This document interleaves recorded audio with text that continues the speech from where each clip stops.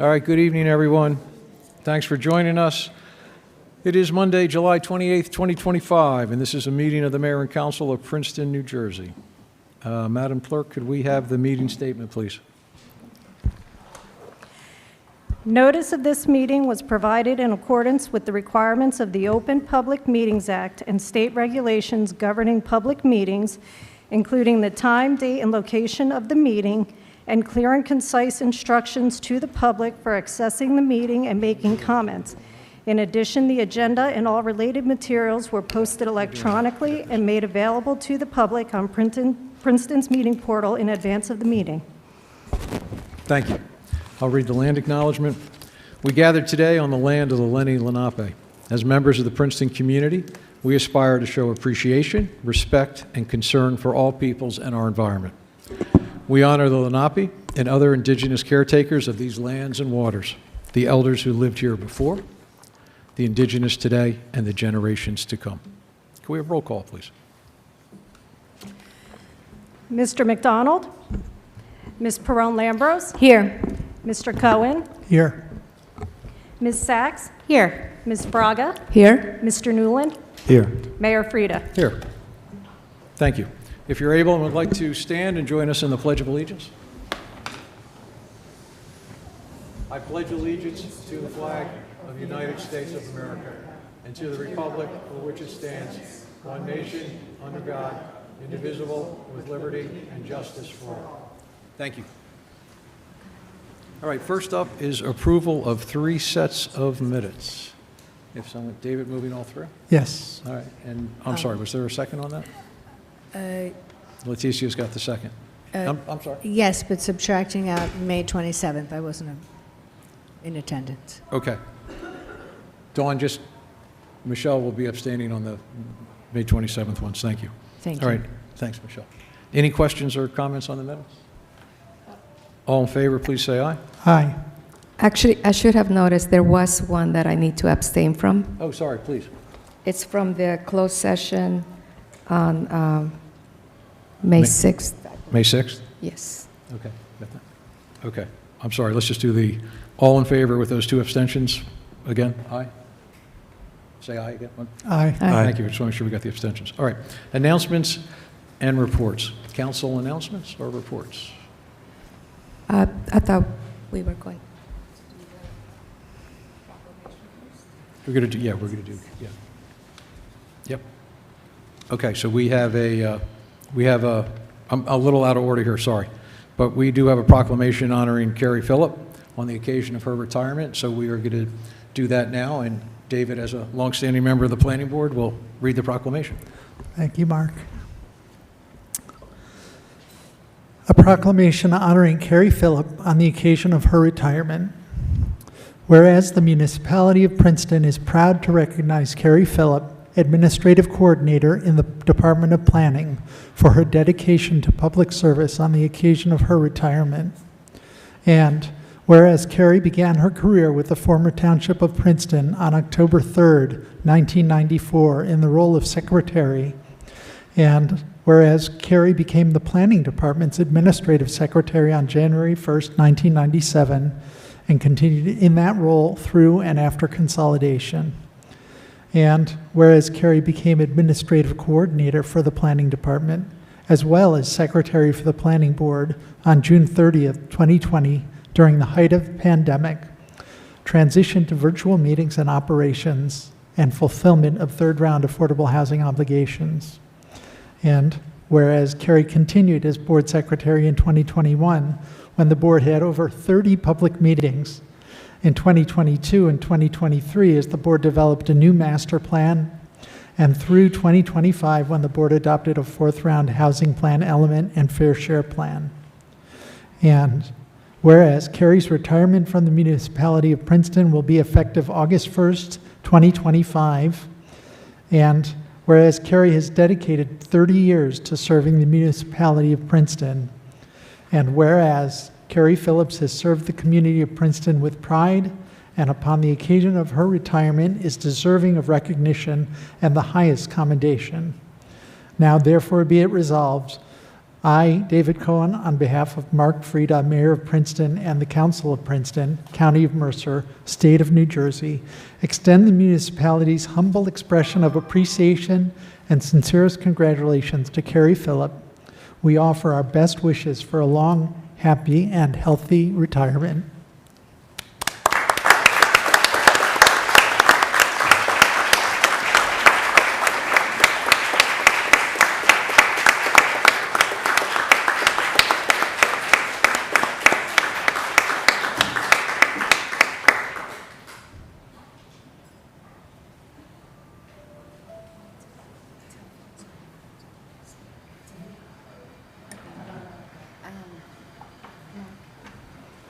There's some question about how we're going to do the statement.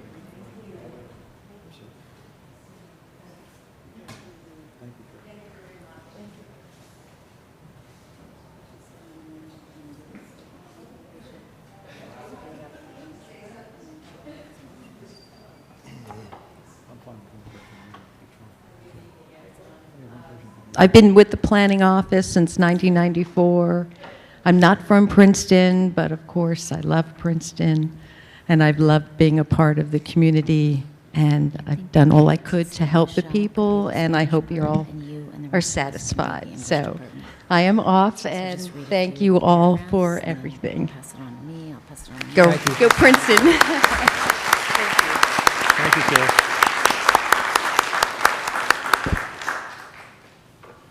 Okay. Any council announcements or reports? I know, Leticia, you... We do. We have a statement that we wish to make on behalf of Mayor and Council. We have it both in English and Spanish. I don't know, which one should we start with? Spanish, okay.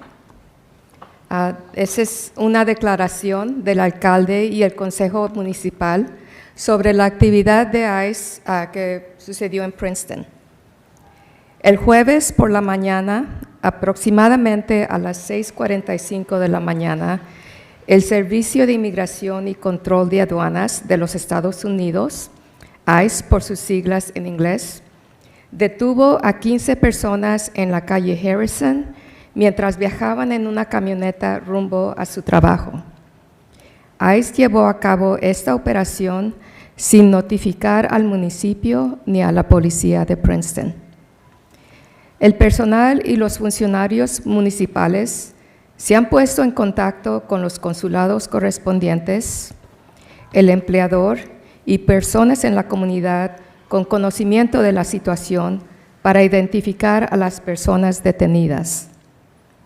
Tenemos conocimiento de una familia afectada. Esta familia ha sido conectada con recursos legales y financieros. Este hecho nos causa una profunda preocupación, así como otros incidentes similares que están ocurriendo en todo Nueva Jersey y el país.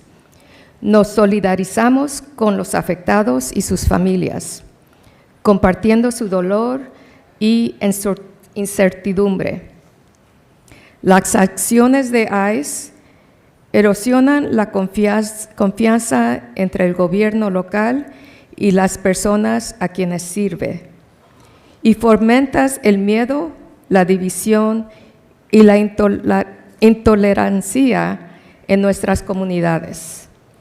Nuestros residentes merecen vivir con dignidad y sin el temor constante de que un ser querido pueda ser arrancado de las calles en cualquier momento. Princeton, al igual que Estados Unidos, ha sido históricamente un lugar para refugio para inmigrantes en busca de oportunidades. Y nos enorgullece contar con inmigrantes como vecinos, colegas y amigos. La diversidad de pensamiento, experiencias de vida e identidades culturales de Princeton es lo que verdaderamente enriquece a nuestra comunidad y constituye nuestra mayor fortaleza. Algunas de las personas detenidas el jueves asisten a nuestros lugares de culto, crían a sus familias en Princeton y contribuyen a nuestra comunidad de maneras incalculables. Como se expresó en nuestra declaración de febrero de este año, queremos asegurarles a todos nuestros residentes que ustedes son, ante todo, miembros de nuestra comunidad. Y seguimos firmes que ustedes son, ante todo,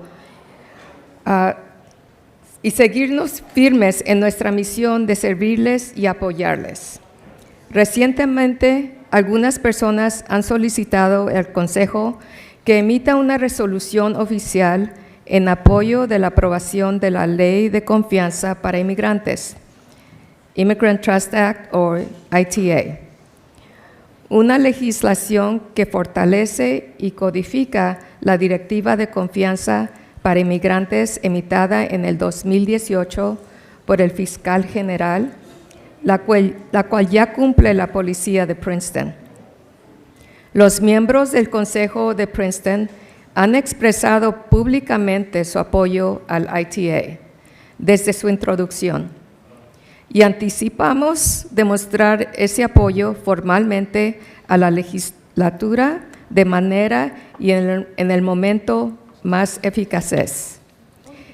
El alcalde y el consejo apoyan legislación y acciones concretas propuestas tanto por la legislatura estatal como los representantes federales que protejan de manera significativa a nuestra comunidad inmigrante.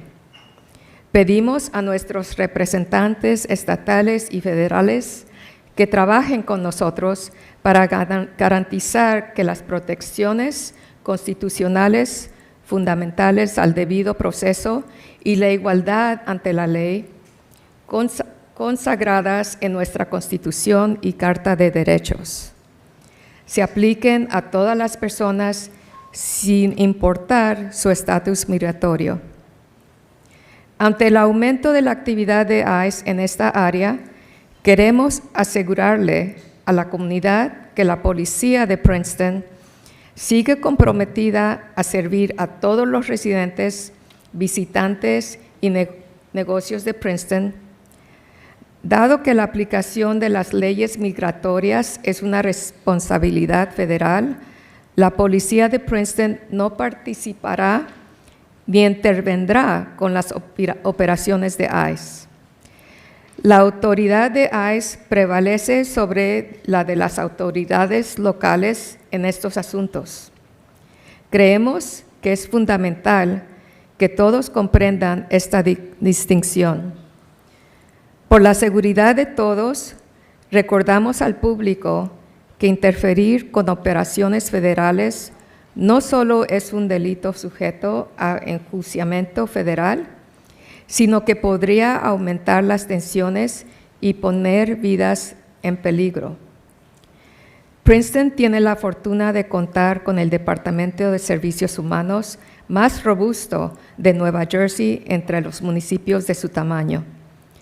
Los servicios que brindamos encarnan nuestro compromiso con el cuidado y la dignidad comunitaria al apoyar y empoderar a nuestros residentes más vulnerables con acceso a recursos vitales. El horario de servicios humanos de Princeton es el lunes a viernes de 9 de la mañana a 5 de la tarde. Pueden comunicarse llamando al 609-688-2055 o enviando un correo electrónico a humanservices@princetonnj.gov. Detrás de cada política migratoria, cada estadística y cada debate, hay personas con vidas plenas, habilidades y relaciones que enriquecen a Princeton y a nuestra nación. Aunque puedan existir diferencias de opinión sobre los procesos migratorios y su aplicación, nunca debemos de olvidar la humanidad que está en el centro de la cuestión. Nuestro compromiso es liderar con empatía, actuar con integridad y defender la dignidad y los derechos de cada miembro de nuestra comunidad. Continuaremos informando a la comunidad a medida que haya más información disponible. Gracias.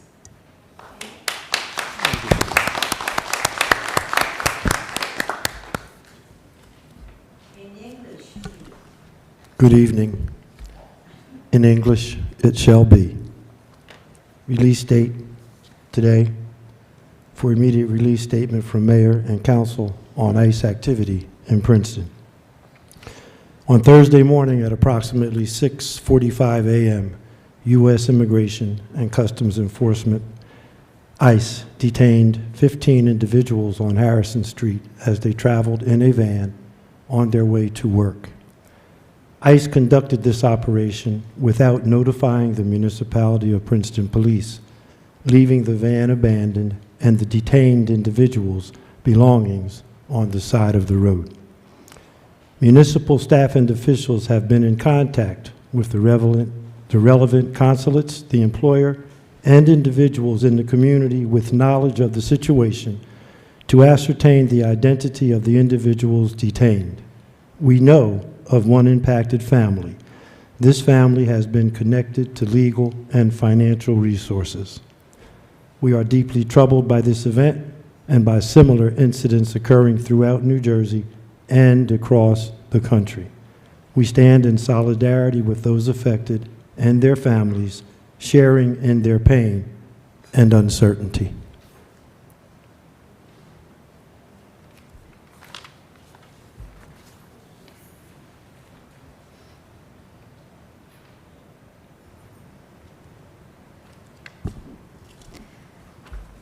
ICE's actions erode trust and confidence between local government and the people they serve. They foment fear, division, and hate in our communities. Our residents deserve to live with dignity and without the constant fear that family members can, at any moment, be snatched off the streets. Princeton, like the United States, has been a historic place of refuge for immigrants in search of opportunity, and we are proud to have immigrants as neighbors, colleagues, and friends. Princeton's diversity of thought, lived experiences, and cultural identity is what truly enriches our community. It is our greatest strength. Some of the individuals detained Thursday attend our houses of worship, raised families in Princeton, and all contribute to our community in immeasurable ways. As expressed in our statement from February of this year, we want to assure all of our residents that you are, first and foremost, members of our community, and we remain steadfast in our mission to serve and support you. Recently, some have called on Council to issue an official resolution supporting the passage of the Immigrant Trust Act, ITA, a piece of legislation that strengthens and codifies the Attorney General's 2018 Immigrant Trust Directive, which the Princeton Police Department already follow. Mayor and Council support any and all legislation and concrete action proposed by the state legislature and by federal representatives that would meaningfully protect our immigrant community. And I apologize because the version that I'm reading from is not actually the final version that was released on our website, which I think is a stronger version that I would prefer.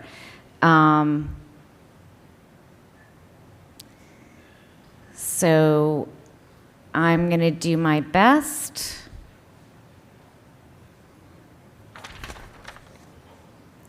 I'm sorry, we've worked really hard on this because we know that you all have made an effort to come out tonight. We appreciate it. We are aligned in our objectives and values, and we spent a lot of time on this statement, and unfortunately, the statement that I'm reading is not actually where we landed.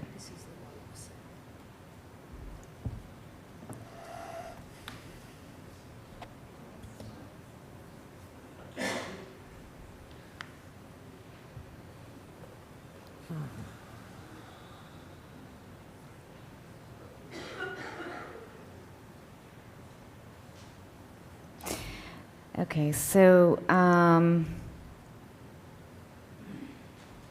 recently some have called on council to issue an official resolution supporting the passage of the Immigrant Trust Act, ITA, a piece of legislation that strengthens and codifies the AG's 2018 Immigrant Trust Directive, which the Princeton Police already follow. Princeton Council members have been vocal in their support of the ITA since it was first introduced and anticipate demonstrating that support formally in the form of a resolution to the legislature in a way and at a time that will be most effective. Mayor and council support legislation and concrete action proposed by the state legislature and by federal representatives that would meaningfully protect our immigrant community. We ask our state and federal representatives to work together with us to ensure that fundamental constitutional protections of due process and equal protection embodied in our Constitution and Bill of Rights apply to every person, regardless of immigration status. In the wake of increased ICE activity in this area, we want to reassure the community that Princeton Police remain committed to serving all residents, visitors, and businesses in Princeton, as the enforcement of immigration laws is a federal responsibility. Princeton Police will neither participate in nor obstruct ICE operations. ICE's authority supersedes local law enforcement in these matters. We believe it is crucial for everyone to understand this distinction.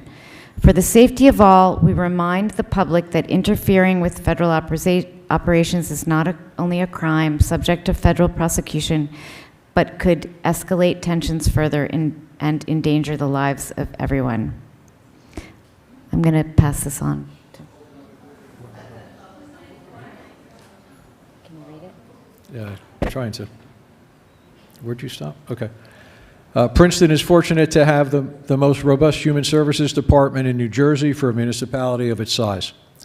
The services we provide embody our commitment to community care and dignity by supporting and empowering our underserved residents with access to vital resources. Princeton Human Services hours are 9 a.m. to 5 p.m. Monday through Friday, and can be contacted at 609-688-2055 or by emailing humanservices@princetonnj.gov. Behind every immigration policy, every statistic, and every debate are people with full lives, skills, and relationships that enrich Princeton and our nation. While opinions may differ on immigration processes and enforcement, we must always remember the humanity at the heart of the issue. Our commitment is to lead with empathy, to act with integrity, and to champion the dignity and rights of every member of our community. We will continue to keep our community updated as more information becomes available. Thank you. Can you pass that back? Okay. More on that later in the meeting. Other council announcements or reports at this time? Yeah, I'm going to do that. No? Okay. We have experienced Princeton Executive Director Isaac Kremer. Isaac, you're up next. Good evening, Your Honor. In the interest of time and to respect the significant number of people that have showed up, I'll submit my report in writing, as already has been done. I do want to notify the council and mayor, though, as by ordinance, we have submitted our annual report in writing for you with a more formal version to be followed up later. Some highlights in the last year, I'd just like to throw a few numbers out that I think really tell the story. As of this month, we're going to cross the threshold of 10,000 hours of volunteer time contributed since Experience Princeton started in 2022. What that translates into financially is over $333,000 of volunteer time, not an insubstantial amount. So I want to take this opportunity to thank all the volunteers who've worked very hard over the last 3 years to make Princeton a better place. Additionally, we had the distinction of the Main Street, New Jersey grant last year, another $150,000, and $68,000 of gift cards sold. So by a number of measures, you can see the impact felt. But the last and probably most important one is the 26 new businesses that opened in Princeton in the last year, which is nearly double the rate of the year prior. With that, it's my report. I'm happy to answer any questions. Thank you, Isaac. Any questions for Isaac? Thank you, sir. Good night and good luck, everyone. Take care. Okay, ordinance introductions. We have 2 ordinances to introduce. Ordinance 25-12, ordinance appropriating $775,000 from the Sewer Trust Fund to provide for various sewer improvements in and by Princeton in the county of Mercer, New Jersey. The public hearing will be August 11th, 2025. We have David makes a motion, Michelle makes the second. Can we have a roll call vote on that, please? Ms. Pearl-Lambros? Yes. Mr. Cohen? Yes. Ms. Sachs? Yes. Ms. Braga? Yes. Mr. Newland? Yes. Thank you. Next up for introduction is ordinance 25-13. An ordinance by the municipality of Princeton designating no turn on red intersections and amending Chapter 19 of the Code of the Borough of Princeton, New Jersey, 1974. The public hearing will be August 11th, 2025. Is there a motion on that? Thank you, Leighton. Is there a second? Thank you, Michelle. Roll call vote, please. Comments or questions? No. It's an introduction. There's no discussion on introductions. Okay. Ms. Pearl-Lambros? Yes. Mr. Cohen? Yes. Ms. Sachs? No. Ms. Braga? Yes. Mr. Newland? Yes. Resolutions are next. Resolution 25-247. Resolution of the Mayor and Council authorizing the award of a bid contract to Earl Asphalt Company for improvements to Mount Lucas Road for $2,055,413.13. Is there a motion on that? Thank you, Leighton. David's got the second. Questions or comments? David. Just that as a scooter rider who traverses this road from time to time, I am super psyched. It's going to be smoothed out. So thank you to staff. Thank you. Any other questions or comments? All in favor, please say aye. Aye. Resolution 25-248, resolution of the Mayor and Council of Princeton authorizing amendment number 1 to the contract with We Drive You, Inc. for the operation and maintenance of the Princeton Transit Services in 2025 to adjust the authorized schedule for an increase of $7,500 for a new amount not to exceed $384,664. Is there, Mia's got the motion, Michelle's got the second. Can we Question. have, I'm sorry, go ahead. I do have a question. Yeah, go ahead. Okay. So we had heard from a resident expressing concerns that we maybe perhaps be taking away some stops in order to add these additional ones, and I just wanted to, if someone could clarify. Yeah. Yeah. I can, I don't know, and then Jim can jump in, but we are working, this is the authorization to do the pilot. We're still working on the schedule so that we can try and accommodate everyone. And the idea of a pilot is that we want to get this started as we make some other, changes. We really, want to end up with having that route whole, but we just want to see how this would work for the time being. And I've reached out and talked to the resident that reached out to us, and we're working on it. But would that mean that meanwhile, since it's a pilot, that there would be some stops that would be impacted? Well, we're working on changing it so that it will be impacted.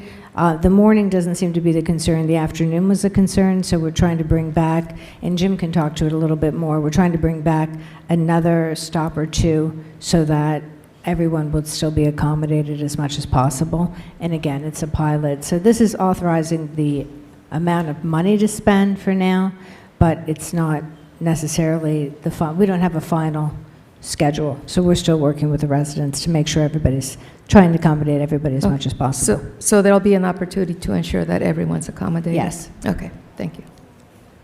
And thank you. Yeah. Jim, did you want to jump in on this? Yeah, I just wanted to say that I have a meeting tomorrow with the bus services provider to discuss the schedule. At the moment, we learned a couple of things today from some of the residents about coordinating the schedule with events that they attend that we were not aware of.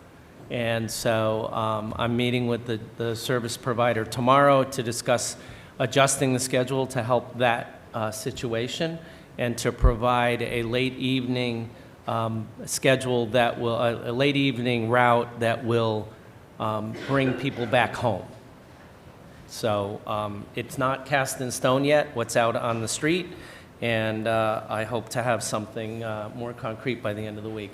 The resolution for tonight is to allow us to move forward with a pilot, to authorize the additional funds because we are adding some additional service hours, and the service provider deserves compensation for that. Okay, I noticed that 2 people had signed up to speak on this under public comment for items not on the agenda, but this is on the agenda. So Lisa and Ella, if you want to talk about this, now would be the time to come to the podium and say something about the Muni bus schedule. Good evening. My name is Lisa Wu. This is my neighbor. She's Russian. I don't speak Russian. If it's Mandarin, I can translate, but she gathered this letter and then along with the 20+ signature petition to protest the new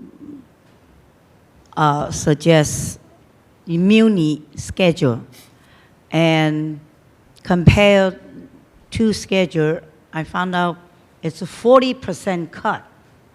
Instead of a 15-hour, it became 10-hour.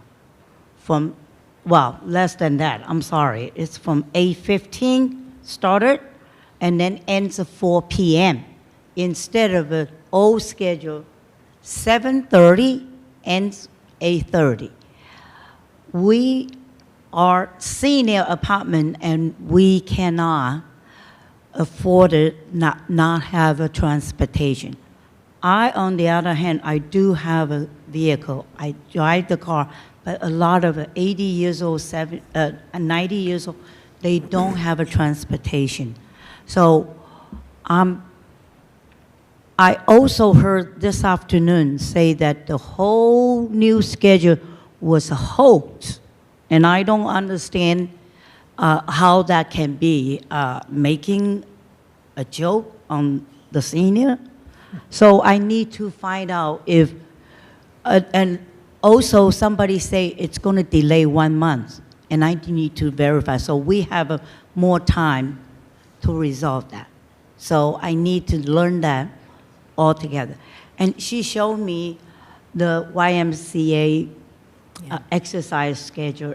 Some of the class is after, beyond 4 p.m. So she cannot take the exercise class. So I'm begging the mayor and council reconsider to cut down, reduce the hour for Muni bus. Thank you very much. Thank you, Lisa. Thank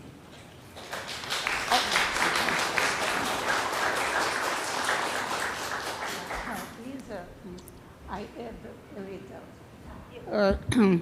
The new suggested schedule, it's not good for us because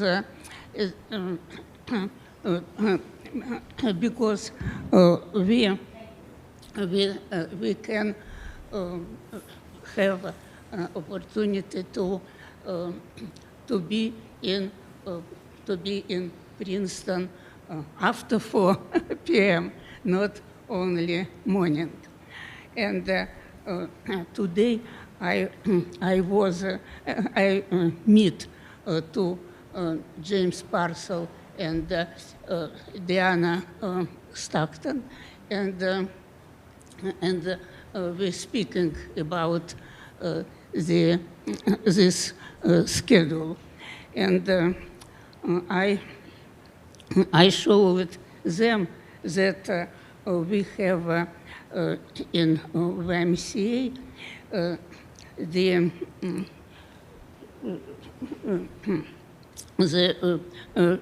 fitness exercise from 10:45 to 12, 4 times a day, and 3 times a day from 6 to 7 p.m.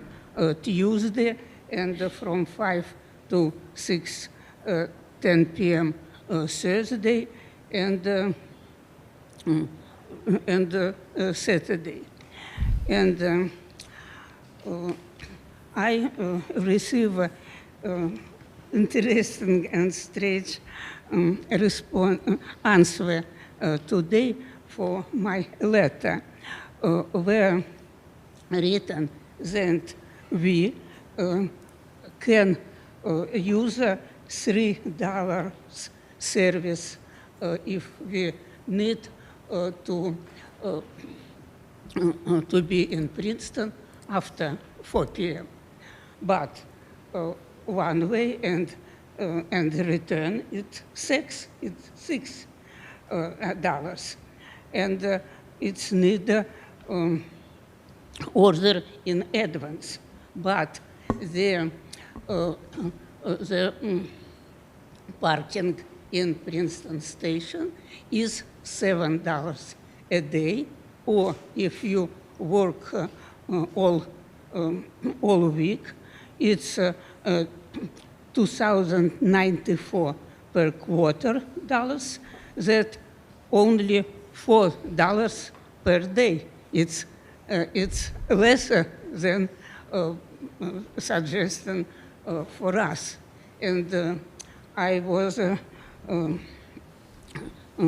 It's strange to count and compare our expenses. Thank you. This. No, Yes. let me just, we understand, and that's why what we were trying to explain is we're looking, the schedule that was put out prior is going to change, and we're looking at that now. And so we don't know exactly what the new schedule will be, but we will come back and we're listening to the public input, and we will come up with a new schedule. So it's not changing immediately, but we hope to figure it out fairly soon. So thank you very much. Yes. Thank you both. All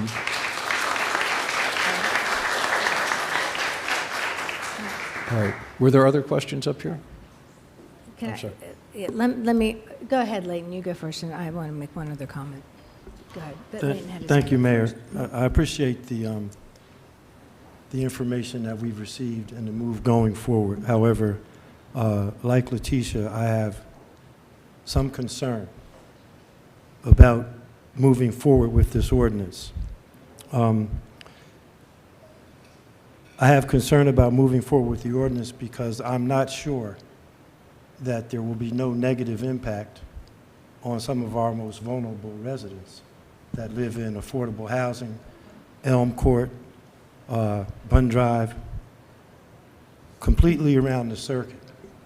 I realize that we want to look at the opportunity to move people from our new apartments back and forth to the municipality, through the municipality into the Dinky Station. But unless and until I can be assured that there will be no negative impacts, no loss of service, no diminishing of service for our most vulnerable applicants and residents, I cannot in good conscience move this forward. Right, so I think, good point, and I think we can simply say to staff, we can pass the resolution, because the resolution simply allows for the additional money, but we can say that we want to see the new schedule before it's implemented, to make sure that we agree with it. I think it's a matter of timing. I'm sorry, go ahead. Or have it be amended with those assurances. Yeah, we can, yeah, that's, well, right. We can make it part of the motion, that's fine. Yeah. But I'm just saying the ordinance itself, the ordinance that we're passing itself doesn't say what the new schedule is going to be. So what I'm saying is we can put the money in place, but we can tell staff that we want to see, all of us want to see the new schedule before it's implemented, so that we can have input on it. Yeah. Okay, but are we approving tonight to spend $7,500 on this without knowing the impact on our most vulnerable residents? Is that what we're doing? I have a problem with that. Okay. I'm simply trying to move it forward so that as the new schedule is shared with us and we agree to it, the money will already be in place to not further delay it. That's all. I But hear we you, can go Mayor, either way. But with all due respect, I think the schedule should be seen before the money Okay. is appropriated in this situation. And that's So- fine. And then people should vote no on this. All right, may I make a suggestion? Go ahead. So I would suggest, I mean, at this point, the idea is to keep the municipal bus route as is in the longer term. We want to add an additional bus. It's extremely expensive to add an additional bus. And before we went to that expense and made those contracts, we were trying to do this interim to see if it worked, to see if there was adoption of the service from the new residents at the shopping center to the Dinky as a commuter route. We could table it completely. We could authorize the amount now, and we could say to our colleagues that we'll look at what the schedule is and bring it back, or we could just wait. The idea that staff brought that we thought was a good idea was to try something and try and accommodate everyone. So if you can trust us to have the spend authorized now and see if we can work this out. This is short term. We're talking a few months before we come back and figure out whether or not we want to make the big spend in the big contract. David? Yeah, I want to support the idea of tabling this for now. I think I am certain in order to successfully pilot this while not impinging, negatively impacting the existing service, it's going to cost a lot more than $7,500. I think it's a good idea to do a pilot, but I think it's kind of meaningless to vote on this, to Layton's point, before we have a schedule, and I think the amount will have to be different at that time. All right, is that a motion to table? I would, yes. Okay. I move to table. Is there a second on that? Second. Was that a second? Thank you. Okay. All in favor of the motion to table, say aye. Aye. Aye. Okay, that item's tabled. Easy enough. Thank you. Resolution 25249, resolution of the Mayor and Council of Princeton correcting the amount of the contract previously authorized by Princeton Council with JetVac Equipment for an 800-8PR Echo Series 4 truck-mounted jet utilizing Sourcewell National Cooperative Purchasing Contract number 101221-SCA from $231,079.01 to $242,640.82 due to a pricing configuration error. Is there a motion on that? Thank you, David. Michelle's got the second. Questions or comments? Seeing none, all in favor, please say aye. Aye. Thank you. Resolution 25250, resolution of the Mayor and Council of Princeton authorizing the award of a contract to Allstate Office Interiors for flooring materials and installation at 400 Witherspoon Street for $145,341.86, utilizing New Jersey State Contract 23-FOOD-47764. Is there a motion on that? Thank you, David. Is there a second? Thank you, Michelle. Questions or comments? David? Yeah, I just was curious. I know that the amount that was budgeted for flooring overall was over this amount, but the memo also suggested some monies have already been spent, and I just wanted to confirm that between this contract and the other monies that have been spent, we're still within the budgeted allocation. Yes, so what you're referring to is in the previous year's budget, we had allocated funds to replace the flooring at the police level, and that has been completed. So what is included in this contract is the replacement of flooring materials on this floor as well as upstairs, and that's wholly contained within that amount that's listed in the contract. Great, thank you. Other questions or comments? All in favor, please say aye. Aye. Resolution 25-251, resolution of the Mayor and Council of Princeton authorizing an increase of $45,000 to the professional services agreement with Clark Caton Hintz for affordable housing monitoring and consulting services for a new not-to-exceed amount of $116,000. Leticia's got the motion. Is there a second? Thank you, Leighton. Questions or comments? All right, all in favor, please say aye. Aye.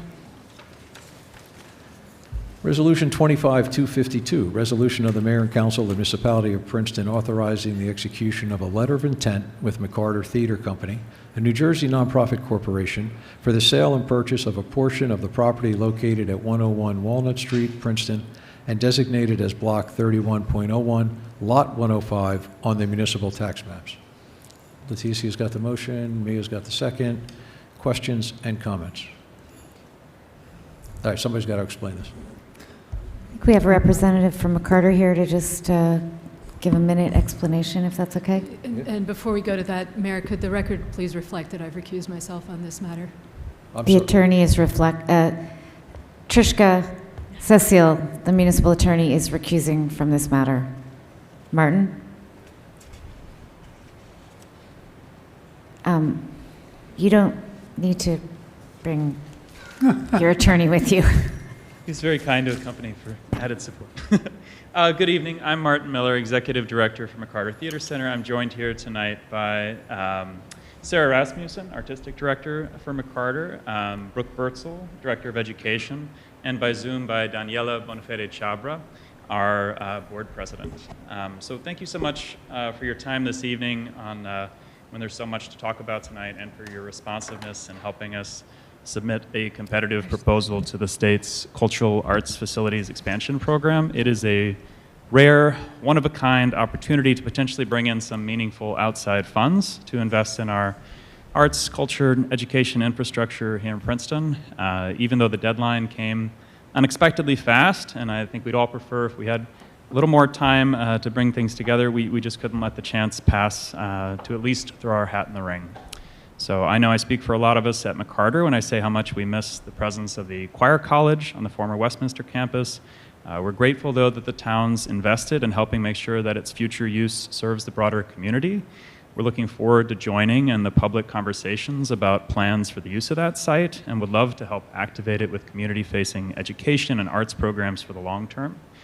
The resolution you're considering tonight will give us a supporting document that we need to apply for this state program, showing that there's a path for McCarter to potentially use these state funds to help remediate and adaptively reuse several of the historic arts and education buildings on the site for that same purpose.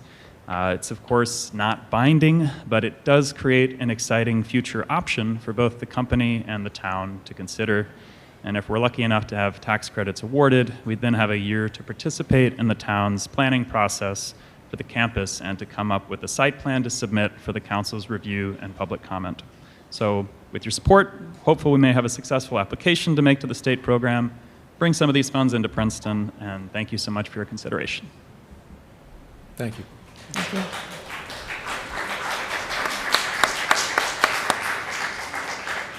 All right, any questions up here? No? Okay. All those in favor, please say aye. Aye. Resolution 25-266, resolution of the Mayor and Council rejecting bid for the lease of public property for a wireless telecommunications facility at the Princeton Public Library, and authorizing revisions to bidding materials and re-advertising the lease. Thank you, David. Leticia's got the second. Any questions or comments? David.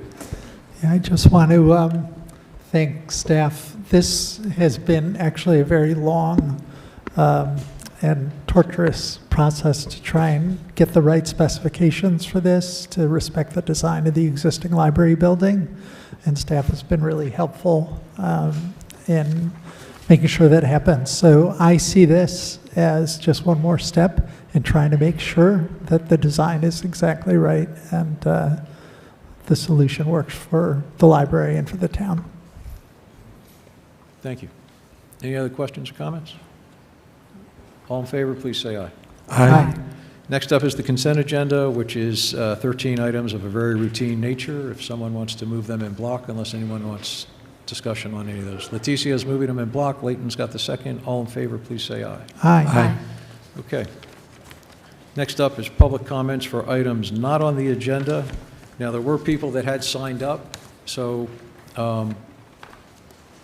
Allison, Ifron, Marcia, Louise, Jenny, Simon, Reverend Eric, and then Allie. Sorry, just having trouble reading some of the handwriting.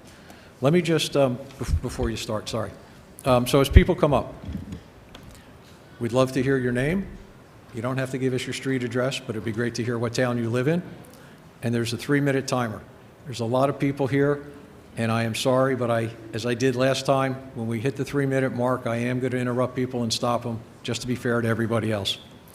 If you are going to say something that someone before you just said, you really don't need to take all 3 minutes. It's just as effective to say, I agree with the person ahead of me. So, the other thing I'm sorry? You want to say something?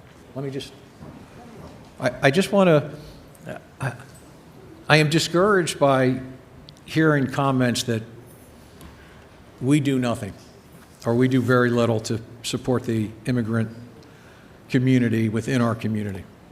So in talking to our Human Services Department, I got a list of some of the things we do, and I want to share that list before we get started here tonight. We have been a welcoming community since 2015.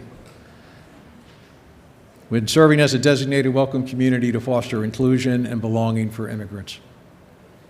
We host an annual welcoming week. We organize and lead events that week to celebrate and support the contributions of immigrants. Wage theft support. We conduct intake interviews for wage theft claims from immigrant workers. We act as a liaison between the Princeton Police Department and immigrant claimants in wage theft cases. Legal services connections. We link immigrants with legal assistance for immigration-related matters. Know Your Right workshops. We provide educational workshops to inform immigrants of their rights, especially in interactions with law enforcement and employers. Tenant rights workshops. We host tenant rights workshops to educate migrant renters on their legal protections and housing-related resources. We ensure the immigrant community is aware and utilizing housing assistance resources. Employee trainings. We assist migrant workers from retail food establishments receive required safe food handling education. Healthcare and public assistance. We assist eligible immigrants in accessing healthcare.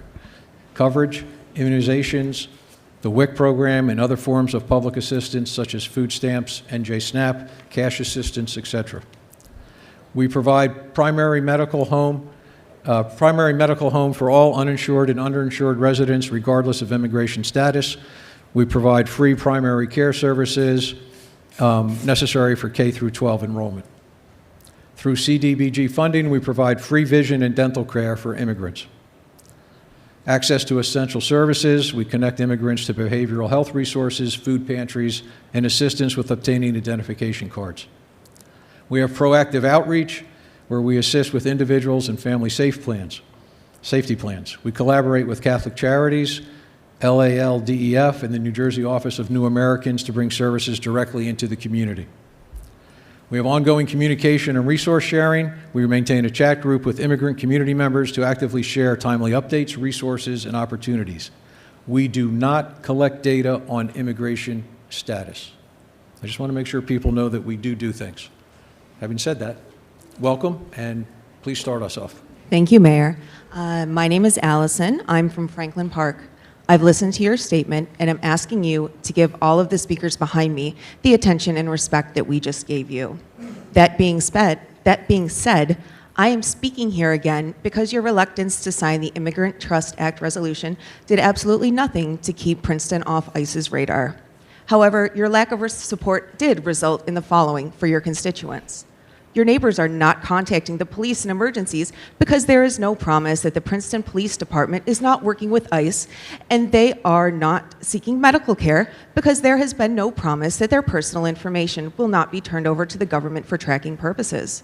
Your neighbors are afraid to go to work because not only could they be abducted on their commute, they could be abducted while on the job, like what happened at Alba Wine and Spirits in Edison on July 8th. Children are not attending summer school, summer camps, or even playing outside with friends because there is nothing stopping an unmarked van full of masked men from grabbing them off the street just as they've grabbed their fathers, brothers, and uncles. Your neighbors are terrified to leave their homes because it is no longer a question of if they are going to be abducted, it is a question of when. But there is some safety at home for now, but there is no safety outside their front door.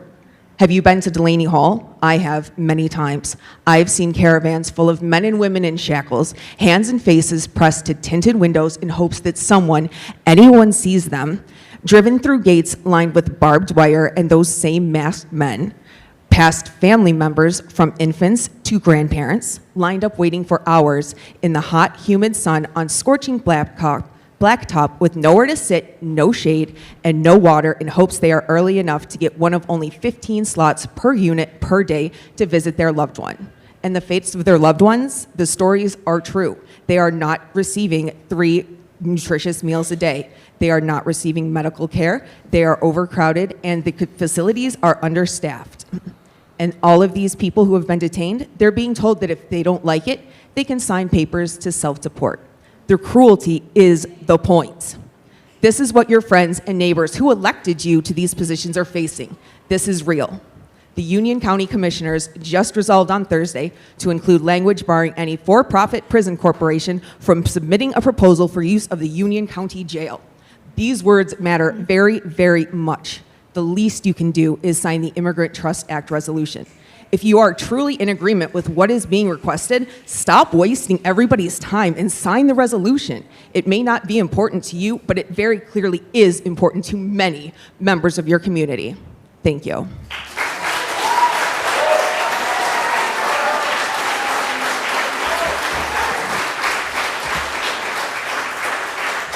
Let me just make one thing perfectly clear again.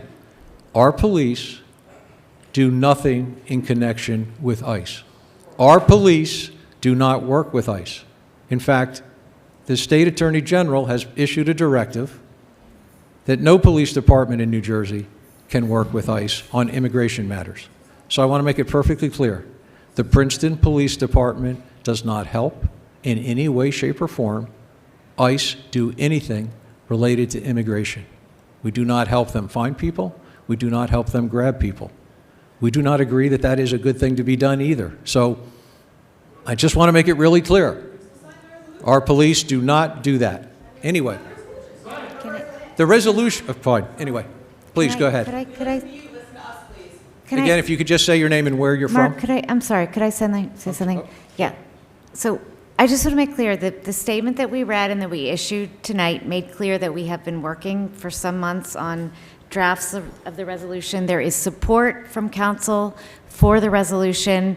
So, we're happy to hear from you, and it's really exciting to have such a large turnout tonight. Usually there's nobody in the chambers. It's very energizing, and we want to hear what you have to say. And I think because this provides a platform, not just for Princeton, but for the state, to hear what our residents throughout the state feel. But I just want to make clear, we are not in opposition, Princeton Council and you all, in terms of the resolution. We support the resolution.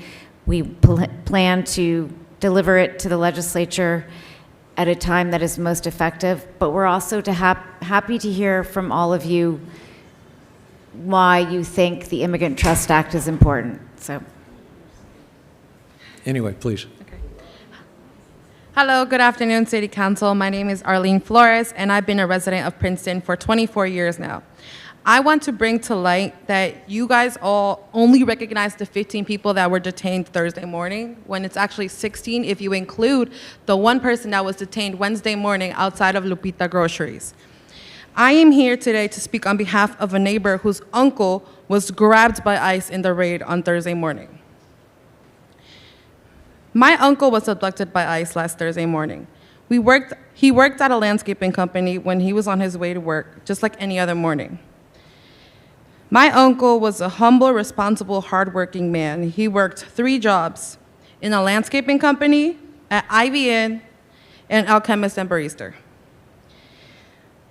I am heartbroken. Our family and friends are back in Guatemala are terrified. We fear for my uncle's safety because he is being detained and we know absolutely nothing about the way he is being treated or where he's at.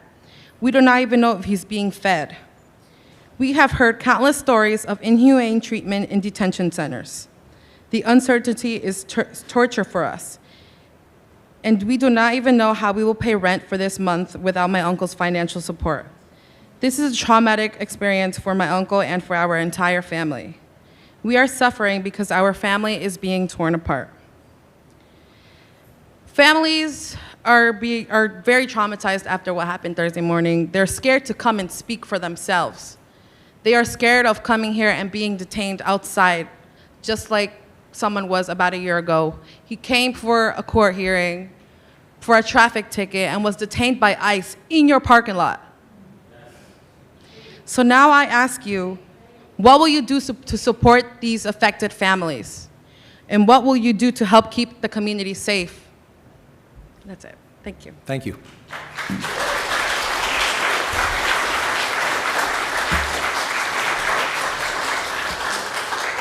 I'm sorry, I just want to say something, ma'am. I would encourage you to reach out to our Human Services Department, there's tremendous outpouring of financial support from the community for impacted families. We know of one family, as we said in our statement, that was impacted by the raid last week that has already been connected to legal assistance and rental assistance from local groups. So please reach out to our Human Services Department so that you can be connected to assistance. Hello, my name is Asma El-Huni. I have written statements, but I want to start off by saying we're educated. The Immigrant Rights Directive has carve-outs.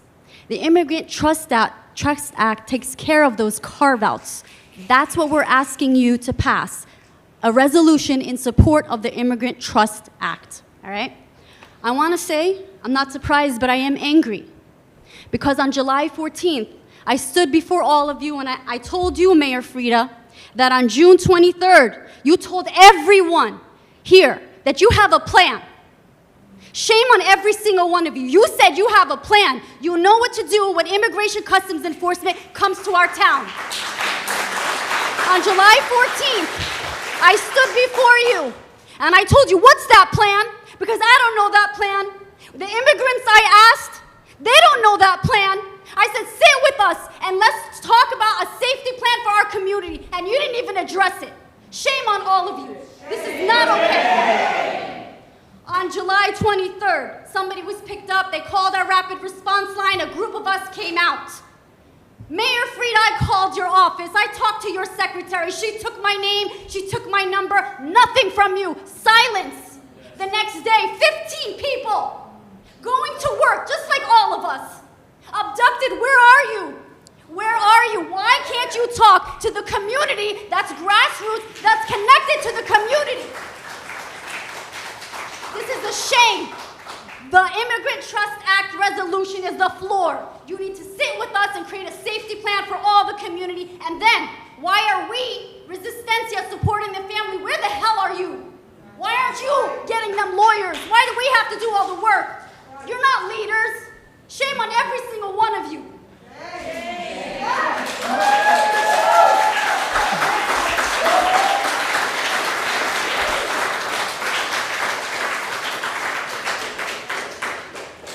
Please.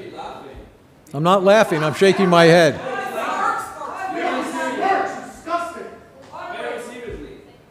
Dude, really? Don't do that to me. You know what? There is someone ready to speak.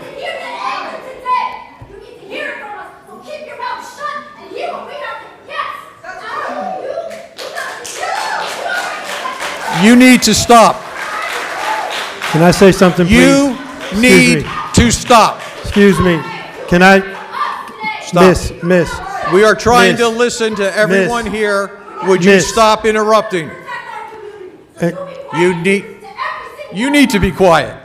Thank you. Hold on. Sir, would you please go next? Thank you.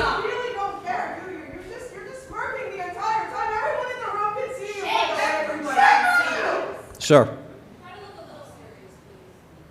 So my name is Irfan Khawaja. I'm a resident of Princeton, and I support a municipal resolution in favor of the Immigrant Trust Act. I'll be forwarding written statements to the council from Flemington Borough Council member Trent Levitt and Bloomfield Mayor Jenny Mundell urging passage of such a resolution. I've asked several other mayors and local officials to weigh in, and my hope is that they will.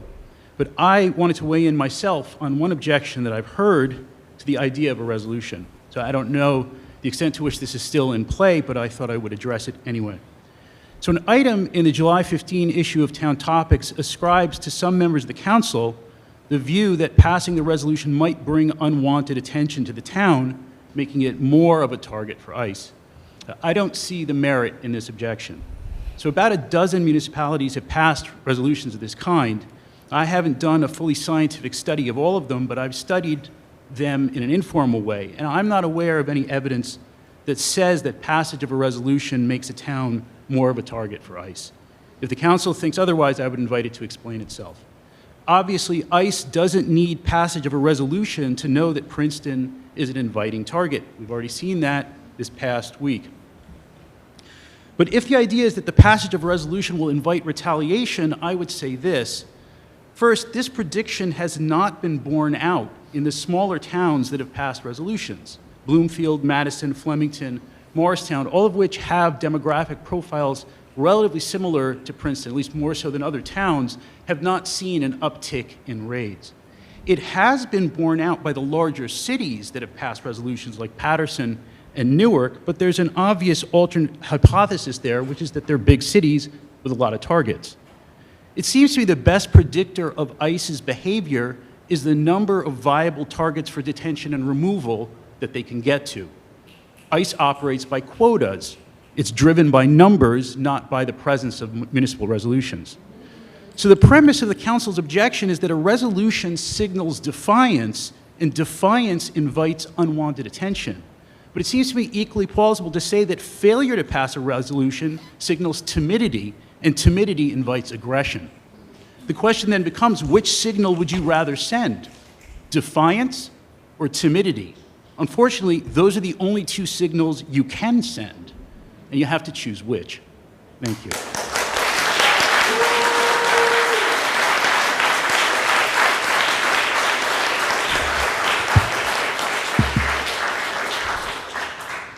Good evening, everyone. My name is Ali Azhar. I'm here from, I live in Princeton.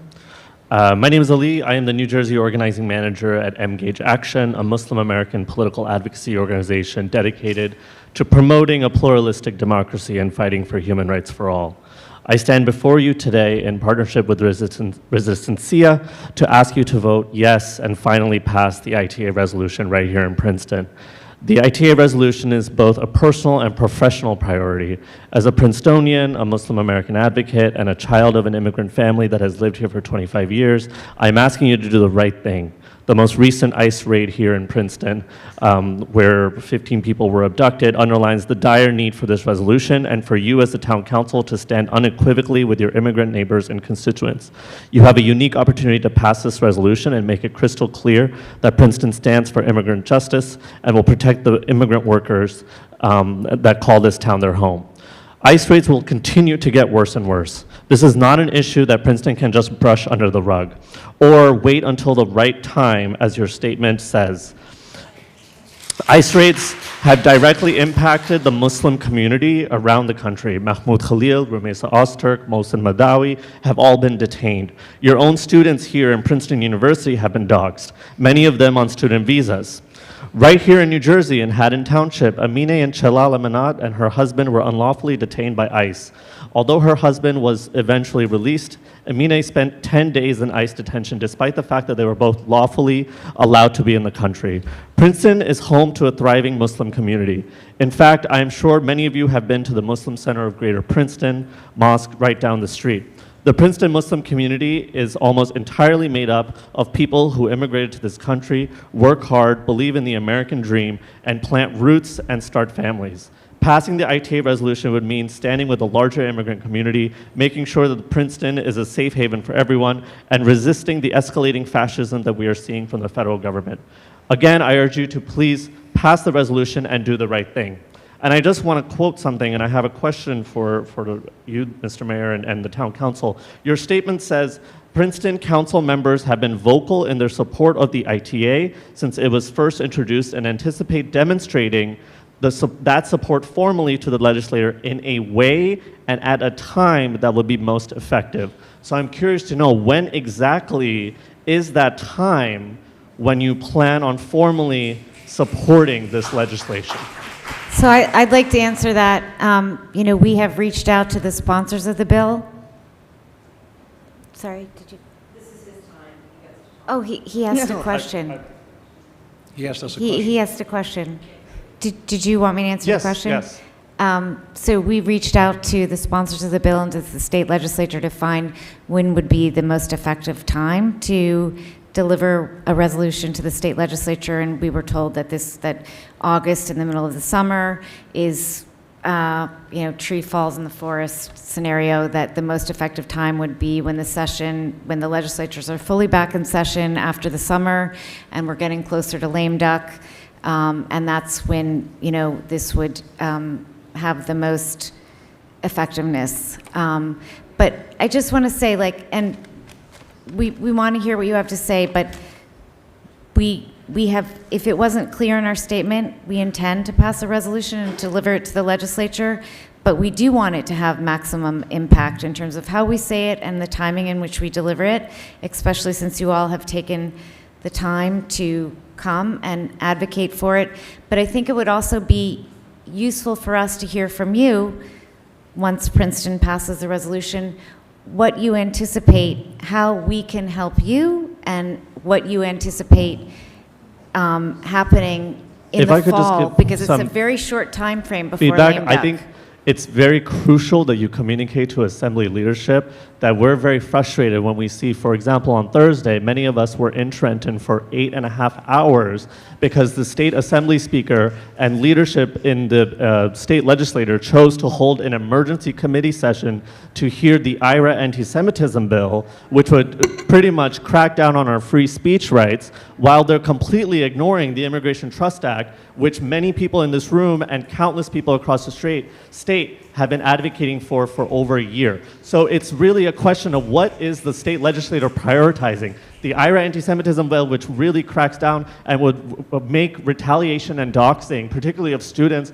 and professors, much worse in the state, over the Immigration Trust Act, which will actually protect marginalized communities. So I don't think it's really a time, waiting for the right time, because clearly the Assembly can just call an emergency committee session whenever they want, like they did on Thursday. So I think what will be helpful is communicating to Assembly leadership that if they can prioritize that, they're very capable of holding a committee session on the ITA as well. Thank you. I appreciate your time. Thank you. Thank you. Good evening, Council. My name is Reverend Eric Cussman. I'm a graduate of Princeton Theological Seminary, and I'm a pastor at St. Bartholomew Lutheran Church. How you doing? I'm going to start with a quote for you. Silence in the face of evil is evil itself. Not to act is to act. Do any of you know who spoke that? A Lutheran theologian named Dietrich Bonhoeffer, who was hung by the Nazi state in Nazi Germany. He stood up to the regime and the fascism that came his way, and he was killed for it. Me, as a Lutheran minister, I'm prepared to do the same. How many more people have to be disappeared off your streets before you actually act and do something?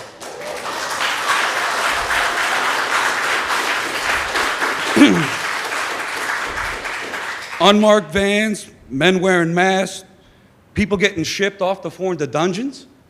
Does that sit right with your spirit? Are you a person of faith? I am. I know that everybody in this room is created in the image of God. Everybody else is duly created to have the right to exist and not to be treated like dirt. Do you agree with that, Mayor?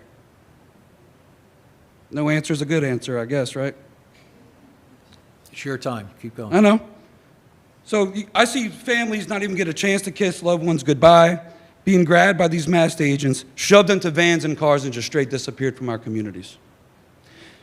You call them ICE, you can call them Gestapo, you can call them Soviet Union secret police agencies like the NKVD, KGB, Iran's former secret police, right, Savak, or even East Germany's Stasi. I know you know these names. We are in that time now. And your inaction shows what side you really stand on. You're waiting because the feds. Did you know in my community, when ICE comes in my neighborhood, I ring my church bell 15 times to warn my neighbors. Want to know why?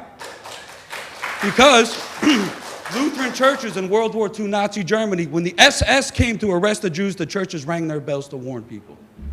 That's the time we are in now. We are in Anne Frank time now. And if your failure to see that shows where you stay, it shows what line you have stayed on. I hate to call it out there, but somebody's got to be prophetic up in here. You know, the prophets of old and from the Hebrew scriptures had to speak truth to power, come what may. Jeremiah, they threw him in a well. Y'all can incarcerate me all you want. I'm not scared of that.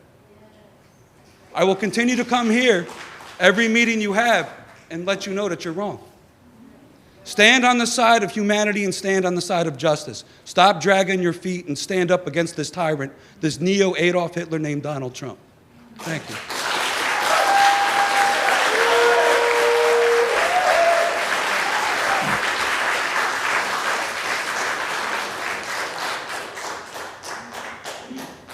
Hello, my name is Simon Ellison. I'm a Princeton resident of 2.5 years, and I work at Labyrinth Books on Nassau Street. There's a couple people here from Labyrinth Books, and there was actually one of my coworker's friends was one of the people abducted this past Thursday. And I'm here to express my support for the Immigrant Trust Act resolution, obviously.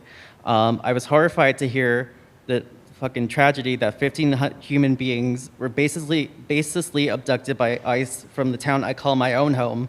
But I was just as sickened to see the lack of action and urgency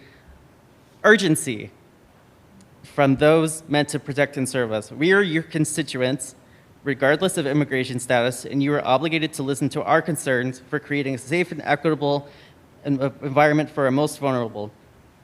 The ITA is a step forward and the very most basic minimum to ensure that.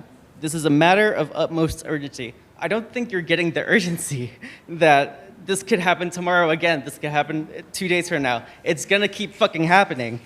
So Trump has already decimated countless protections thus far, and the collective safety and our security of our immigrants cannot hang in the balance anymore. The ITA represents our care for our most vulnerable at the most unconditional level, and it is in your utmost interest as our local government to guarantee that. Thank you. Thank you.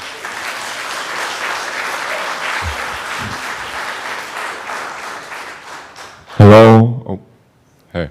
I'm Amara Dormer-Schroeder. I'm a lifetime resident of Princeton. I live on Harrison Street, and although myself and my family were not at risk from the ICE raid, the kidnapping of 16 people from so close to my home is horrifying. I often spent my whole summers as a young child playing at the Harrison Street Park, and despite violently enforcing them, ICE does not see borders of where they can and cannot go. The image of one of my childhood friends being snatched up from the playground by masked state thugs immediately flashed into my head when I heard about what had happened. This is a potential reality. Although I'm aware that as a municipal government, your hands are rather tied up in terms of potentially protecting our residents from ICE terror, I appreciate your commitment to eventually presenting the ITA resolution. But when there's little you can do, you must do as much as you can. But even when this resolution is passed, it will not be enough. I know you know that this is not enough, but I want you to be aware that we, as a community, will indefinitely hold you accountable. The terror of ICE will not stop at so-called illegal immigrants. Its tactics and infrastructure to surveil and kidnap everyday citizens will not cease if they expel our undocumented community. I want to see your commitment to protection by all means necessary to be stronger than ICE's commitment to the ripping apart of families and assault of vital communities.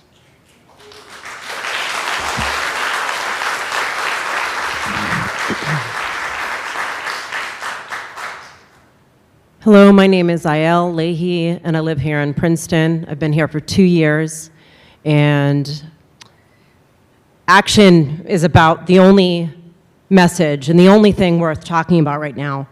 In this town's silence and empty words and lack of action and lack of willingness to work with community groups like Resistencia en Acción, one that I'm a part of, in my opinion, is 100% compliancy with ICE.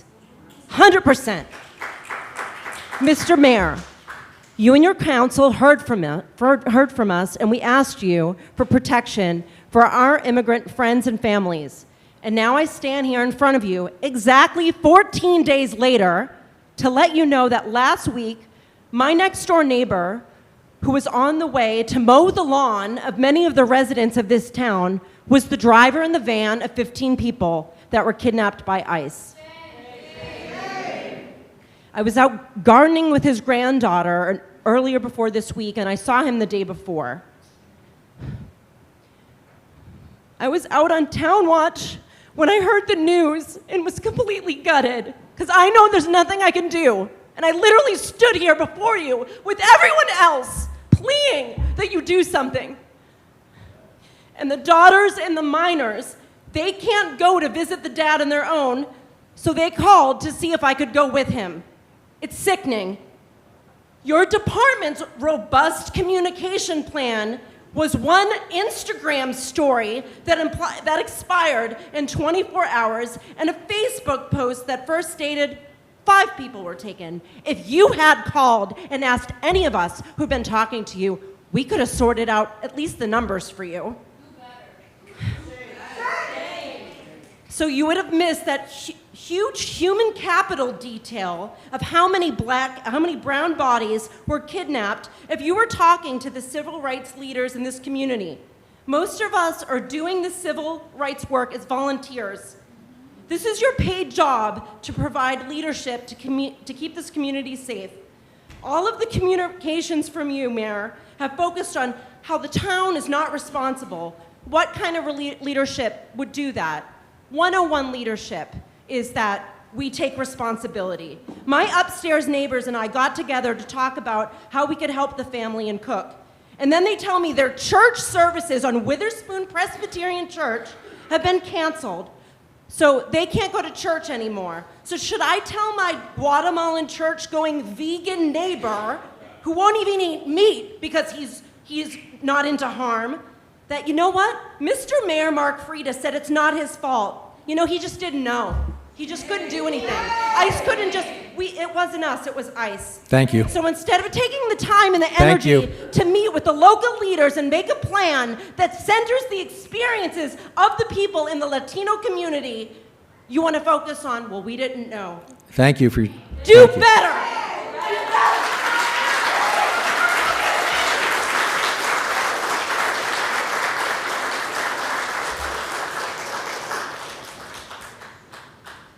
Hi, I'm Cal, and I'm a resident of Princeton. I just wanted to bring something up. As I know the council might be confused at the presence of Palestinian flags in this specific hearing, or worse, you might look down on us and see us as clueless activists following trends. But just as Israel, backed by the United States, massacres and genocides Palestinians, the United States, including the city of Princeton, along with Princeton University and the corporations within, have long starved, pillaged, and massacred the home countries of the very immigrants detained here last week. And although the city will claim to be a secure place for immigrants, the city will not stop the complicity in the pillaging of these people's home countries where their friends and families still reside. Worse, when these same people come to the United States seeking security and refuge, the city of Princeton will exploit and force them into dangerous working conditions and treat them as second-class citizens. And above all, as we saw last week and many times before that, the city will do all this as they hold the explicit threat of kidnapping, deportation above immigrants' heads, threatening these people with separation from their families, horrific prison conditions, starvation, torture, and death. This council can say all it wants to about how the ways you support immigrants in Princeton. But until the pillaging stops, until the exploitation stops, and until the kidnappings, deportations, and murders stop, this city and ICE are one and the same. The very least you can do is support the Resistencia demands and support the Immigrant Trust Act, something that after all this time, you still refuse to do. That's all. Thank you. Thank you.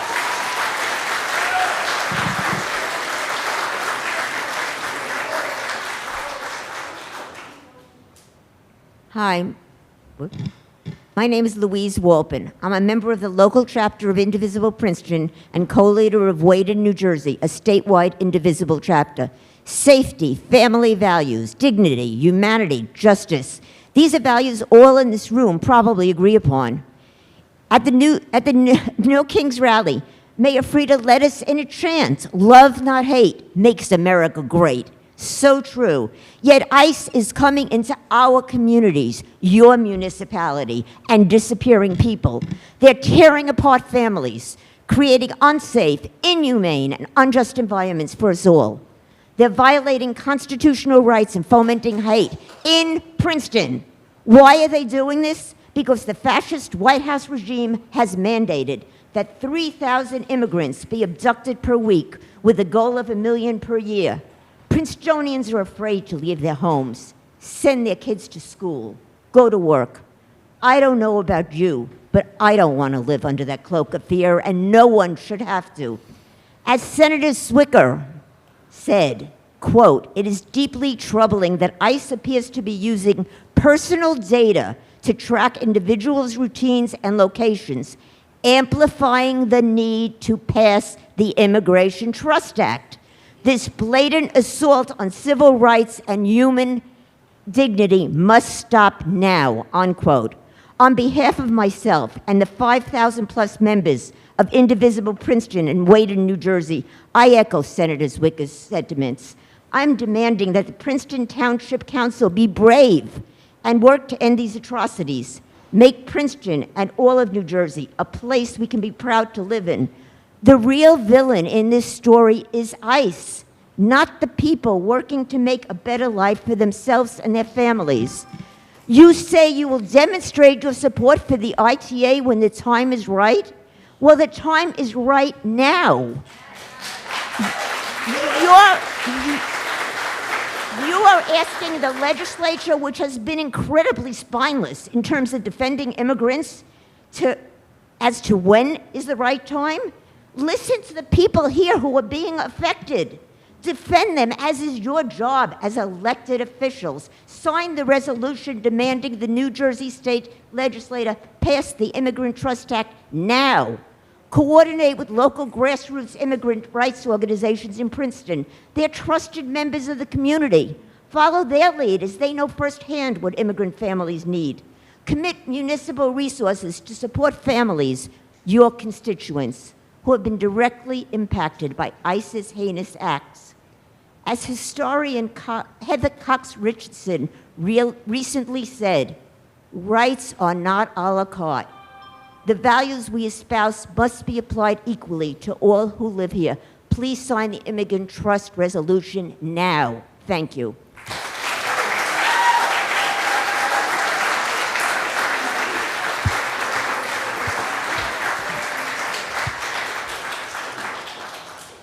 Good evening.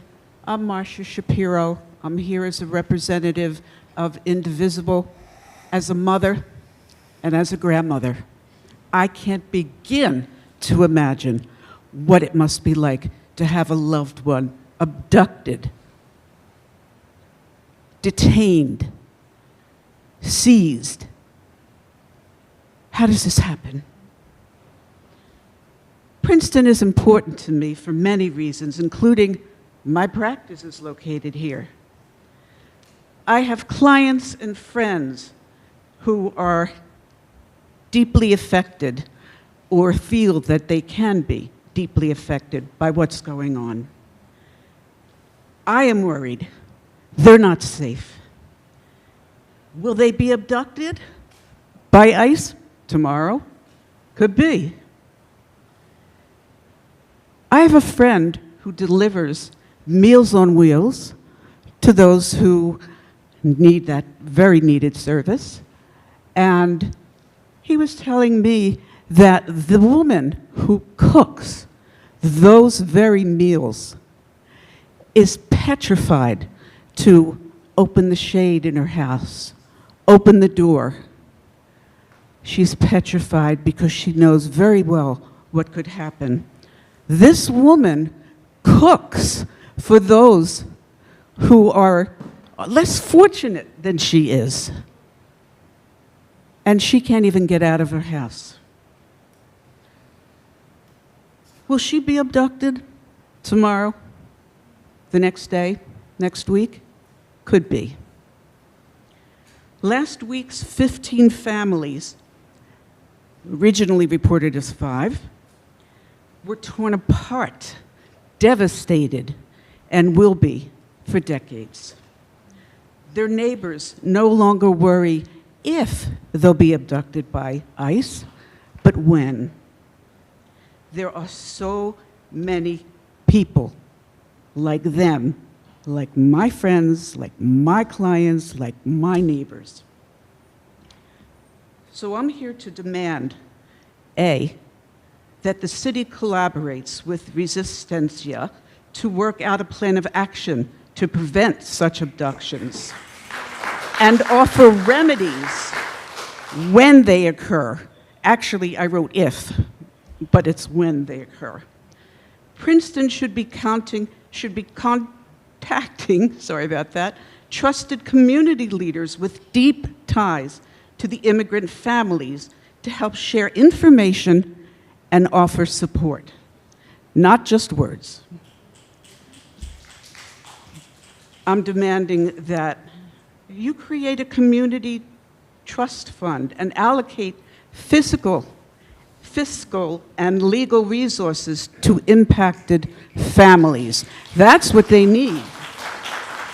And of course, I'm here to advocate for the Immigrant Trust Act to be passed by you. Thank you. I have... Thank you. No, I have 23 seconds. Oh, No, you're no, I over. don't. I'm I'm sorry. sorry about that. Well, I Yeah. have more. Thank you.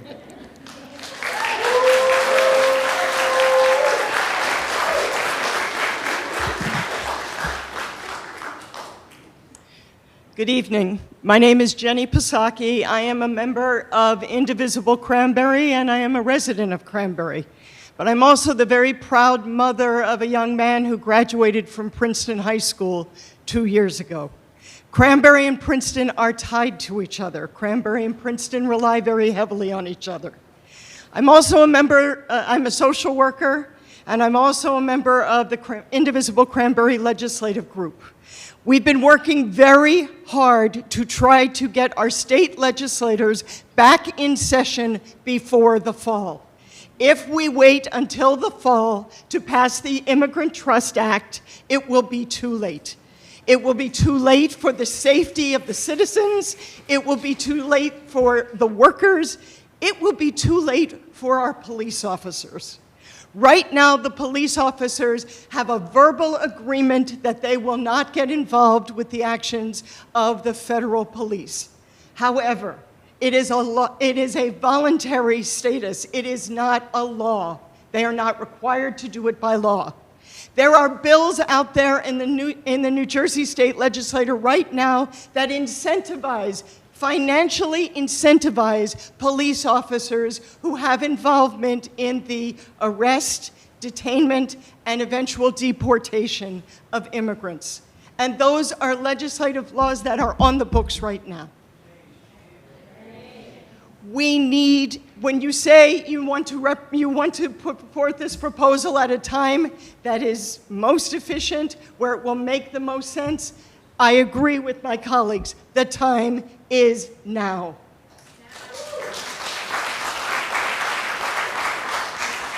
We've already spoken to our senators. We've already spoken to congresspeople. We've already spoken to them about trying to encourage Scutari and Coughlin to please bring the assembly back in, the state and the assembly back in session long before the fall. We can't wait until the election in the fall to make a decision about the safety of our citizens.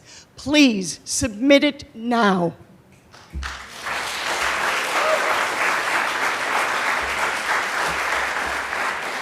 Hi, Hi, good evening. My name is Calandria Ortiz Resende.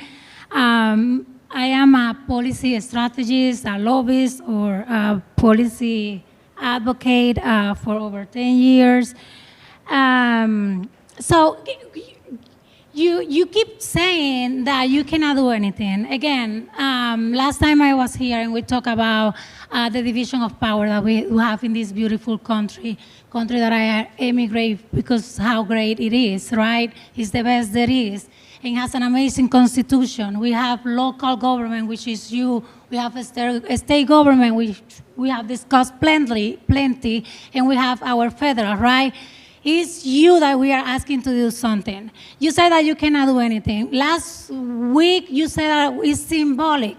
But if something is symbolic, why you are so scared to pass it? So pass it. Don't be afraid then. You have, what is it, ordinance and resolution, right? Right. So pass it. You know what you can do. Stop saying, you know the name of the 16 residents of Princeton that were picked up here in Harrison Street in the city that you represent? No, you don't care. Are they poor? Probably. You want to wait until a rich student gets picked up to do something? No. Yes? Maybe. Oh, the federal government is going to take an eye on us. You have one of the most important universities and the most amazing body of a student here. The other first one is in New Brunswick, it's Rutgers. So Princeton is in the eye of the federal government since it was funded. So forget it. Stop, pass it. It's you. People vote to protect them.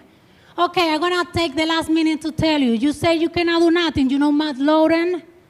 Matt Lauren, you know the new law, the affordable housing where you have, now Princeton have, and many others. You have always find your ways. But anyhow, to Matt Lauren, it was a ruling that happened in a city, right? You guys know better than me. I'm not just an immigrant. So that now is the law of the land, and it started by a city. So yes, don't tell us we cannot do, and you cannot. You can. You know better. You know. We know. Thank you. Thank you. My name is Bill. I'm a volunteer with Resistencia. I also have clients in Princeton. 2 weeks ago, I stood up here and I asked you, when the history of this time is written, which side do you want to stand on? You want to stand on the side of the oppressor? You want to stand on the side of the jackboot? Or do you want to stand on the side of the people? You chose the jackboot. That's what you did. You chose the jackboot. And you sit up here and you smirk. As we tell you, you chose the jackboot. We had 15 people kidnapped from this town. And you tell us we can't do anything. Not only do you tell us you can't do anything, you tell us cops won't do anything because they can't interfere in federal affairs. But we shouldn't either. There's more to that statement. All that is evil is for good men to do nothing. There's more to that statement. What it says is, it's for to allow bad men to join together. That's what you've done. You've joined together and you told the rest of us to do nothing. And you said, we do things. You're muling impudence. We do things. You know what? You know who does things? That woman does some things. She does stuff. He does stuff. They do stuff. He does stuff. You know what I've seen them do? I've seen them get abused by the police in this fucking town. I've seen them abused by the police all over this state. I've been abused by the police in this state ever since ICE came to this goddamn state. I've been thrown, I've been tear gassed, I've been hit, and I've seen the same thing happen to them. We do things. You know, you want to do something? Fucking do something. Get off your asses, get out of your offices, put your $1,000 shoes on, get out of your bougie ass fucking houses, talk to the groups that actually talk to the immigrants. And you know what? When we get calls that ICE shows up, and those of us who have zero legal protection, we're not figures of authority. They're just random citizens that actually try to do stuff for people. Why don't you go out there with the rest of us and stand there and put your bodies on the line like we do to stop the Gestapo from kidnapping people? Do something! You impudent cowards! I don't believe this. I hate, honestly, the whole like shame thing. I kind of hate it. You know why? I don't think you have any. You don't have any shame. You know why I know that? Because I've sat here and watched you with your goddamn smirks. It's disgusting. You want to be leaders? Fucking lead. All right, thank you. Goodbye.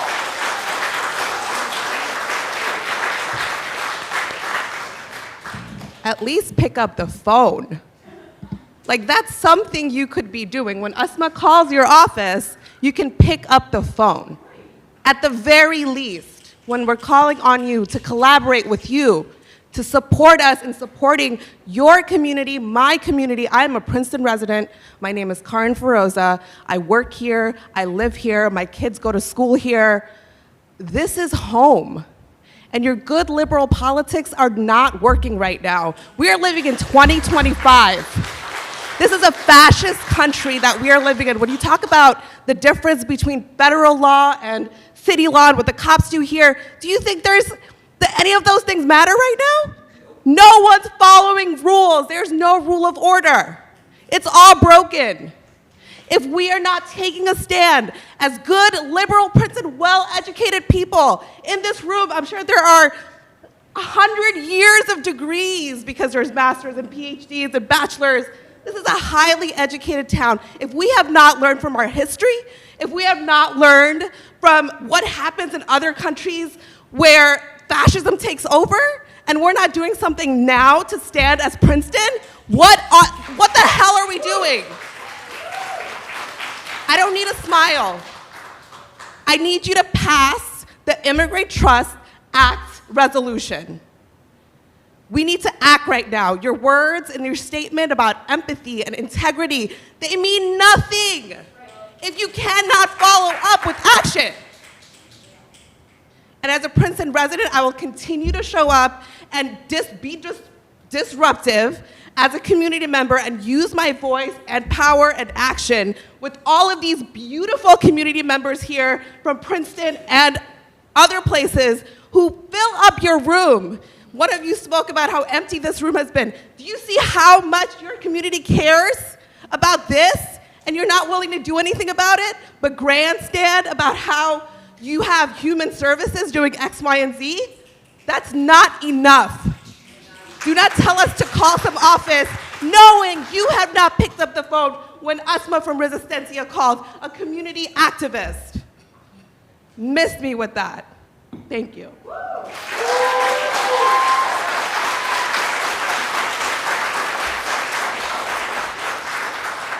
Good evening, Council and Mayor. My name is Paulo, and I'm a resident here in Princeton.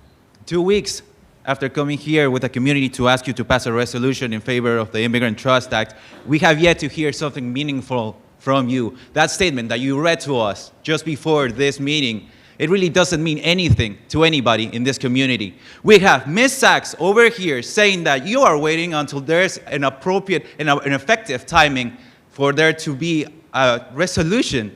Do you know when was the most effective time to have a resolution? Before ICE kidnapped 16 people.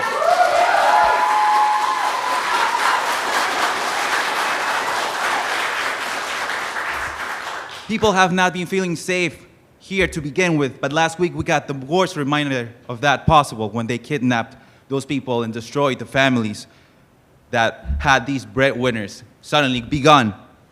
And you have been complaining that this community does not trust you, but your lack of action instead shows that you do not trust us. And most importantly, after the events of last week, it shows that you have not made the efforts to assist the affected families. Yes, the statement says that you reached out to one family and you have referred 3 to legal and 8 legal services. Do you know how you could have done that with the 15 families? By working with Resistencia, or working with an organization that advocates and organizes with immigrants. And whatever claims that you are doing are just poor attempts at hiding this incompetence. Let me tell you, because let me ask you this. How does a post on Facebook about the raid that happened on Thursday help us if that post is in English and we have a majority monolingual, Spanish-speaking immigrant population? You have not made the efforts to check in with these families. So to the obvious no to that question, whether you have been helping these families or trying to assist them this way, let me tell you this. An idle counsel is as good as a pro-ICE one. And it is a shame to see with our own eyes that we see a local government so complacent with such an insufficient thing as the Princeton Trust Directive. And I see that the majority of you are annoyed by our presence, but please, I want you to see that we are giving you an honest sign that there are things to improve. And I only hope that the events of last week will open your eyes, and we still believe that you can make a difference, because otherwise we would not be here talking to you. So please, Council and Mayor, pass the resolution for the ITA and sit down with us so that we can work together to protect our most vulnerable community members. Time is running out, and our families cannot wait any longer until they have the reassurance that they will be safe. Thank you. Thank you.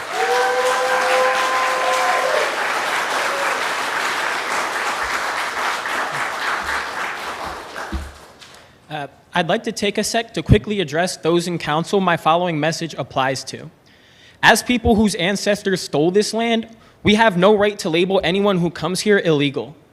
No one is illegal on stolen land. Immigrants enrich our nation's culture, economy, and communities with their presence. Do not play politics and wait to pass this when their lives are on the line. If you claim to be a good person, you must do everything you can now to protect all immigrants now. Thank you. Thank you.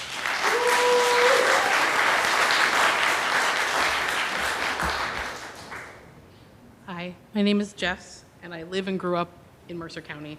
I'm a children's therapist, so I wanted to talk about something I know well, which is trauma. Trauma isn't just bad things happening. Trauma changes the way our brains function. It affects mental and physical health outcomes long down the line. Immigrants are often escaping horrible and dangerous conditions in their homelands, and they come here in the hopes of opportunity and healing. Trauma doesn't just visit the individual who's taken at their job, their home, pulled out of their car. It affects their families, their friends, and reverberates throughout the community, including you. It becomes generational trauma and damages our country for decades. You've been working on a resolution for months, but we do not have that time. Your community members do not have that time. The only way to combat the terror that is going on is to work together to fight it. We're here doing that. Are you going to join us? Thank you. Thank you. Excuse me, Mayor. Mayor, can we break for a break? Yeah, if you need a break. Quick break.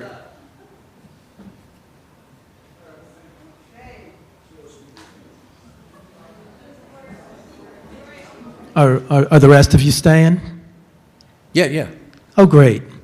My name's Adam McGovern. I'm with Wind of the Spirit Immigrant Resource Center, not based in Princeton, but we represent people around the state who can be saved and protected by the Immigrant Trust Act.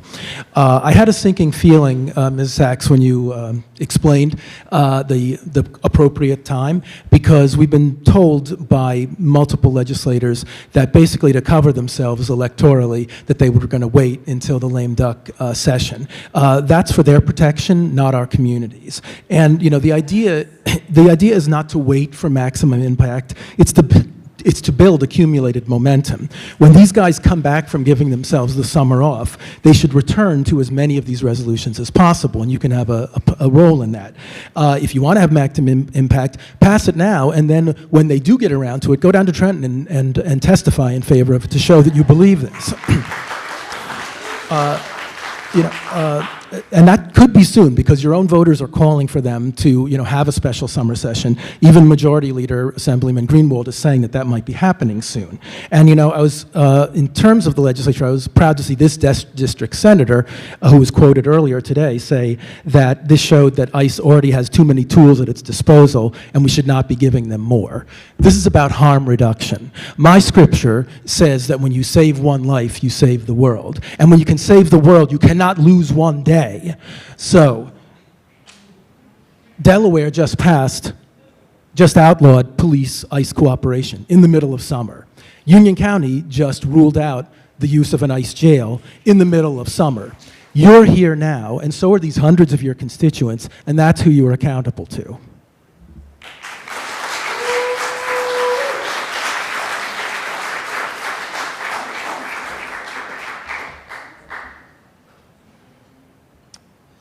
Good evening, council members. My name is Yoshi. I live in Princeton, New Jersey. I've lived here for more than 2 decades now.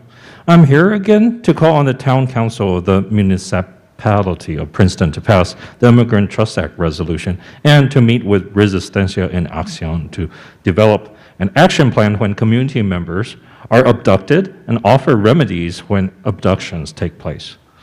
Since the July 14 meeting that I came to the mic to motivate the Immigrant Trust Act resolution, Town Council has not sponsored the resolution, has not moved it forward, and 2 raids conducted by Immigration Customs and Enforcement, or ICE, happened on your watch in the span of 2 weeks.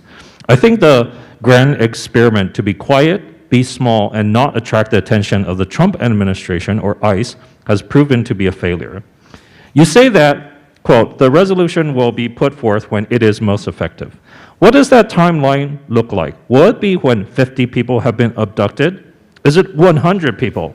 Is it 1,000 people? Or when there are no more people that its adoption will be most effective?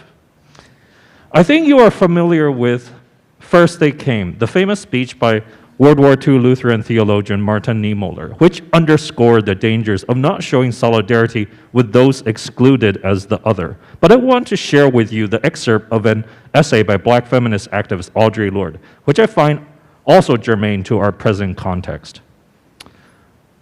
I was going to die, if not sooner than later, whether or not I had ever spoken myself. My silences had not protected me.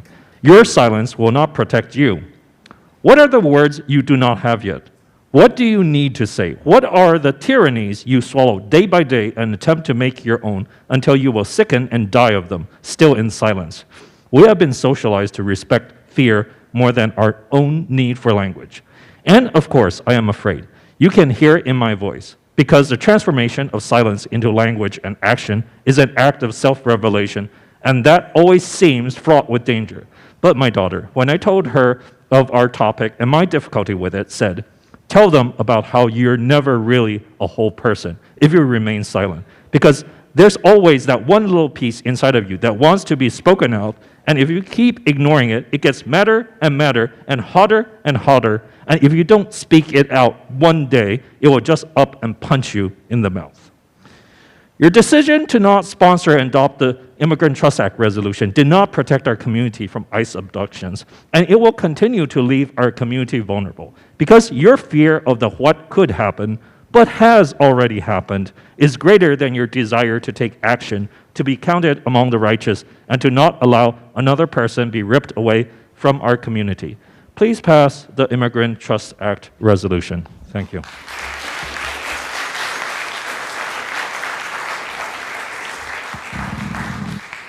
Hi, good evening. I'm Hillary Persky, a Princeton resident. I'm actually here to read a statement that was sent to Irfan Khawaja, who spoke previously, from Sadaf Jaffer, a former member of the New Jersey General Assembly and a lecturer and scholar at Princeton University. Honorable members of the Princeton City Council, as a former local elected official and state legislator, I understand the myriad ways you support the Princeton community, including immigrant and undocumented community members. I am thankful for all you do. As part of your efforts, I urge you to consider supporting the Immigrant Trust Act. At a time when many in our community feel uncertain and vulnerable. This legislation sends a powerful message that our local and state leaders are doing everything in their power to ensure safety, dignity, and fairness for all residents. Supporting this act will reinforce the values that make Princeton a strong and vibrant community. Thank you for your continued leadership and for considering this important step. Sincerely, Sadaf Jaffer. And I would only briefly add on my own behalf that I support what my colleagues have said, and you can save the world. You may not be able to save us, but act anyway. Thank you.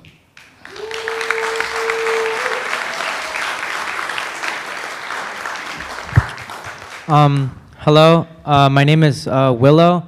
I have went to Princeton High School. My sister goes to Princeton High School right now. My brother goes to Johnson Park Elementary School, and I'm just here because I think that if you say that it's best to not pass the bill until like a month because it will be the most effective for the state assembly, like that just doesn't make any sense. Because like just pass it now. Like clearly the people here who are your constituents, by the way, like they want it to be passed now and not in the future. Like it doesn't matter if you're saying it's the most effective in the future. Like it's the most effective now. Like that just sounds like an excuse.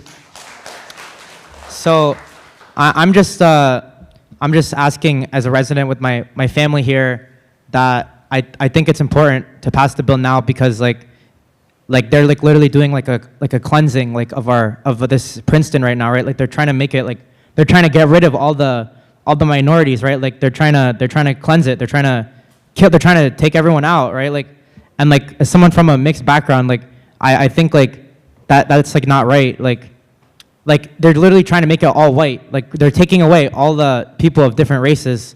And they're like, when I was in school at Princeton, they told me like, what would you do during slavery? What would you do during the Holocaust? And then they were like, would you sacrifice yourself? Would you just be a cog in the system? And I remember they told me that, and I actually took that to heart. And now I'm just here because like, I'm just like thinking that it's important to pass this bill because at least if you're the government, like this is a democracy. And you're supposed to listen to what your people are telling you and not like kind of do what you want and just like listen to what the people are telling you. So that's why I think you should pass it like now and not in like a month or not in 2 months because they're probably going to take more. So if you have a bill, then at least like we know the government's helping us, but otherwise like the government is not helping the people who it's supposed to help, the immigrants and like my family like who came here like they came here when they immigrated here like I know like they're coming for undocumented now, but they're probably going to come for, once they take all the undocumented, they're probably going to come for the rest of us next. So that's what I'm saying.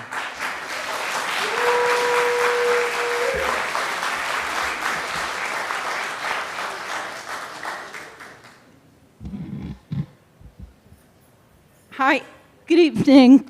My name is Carolyn McGrath.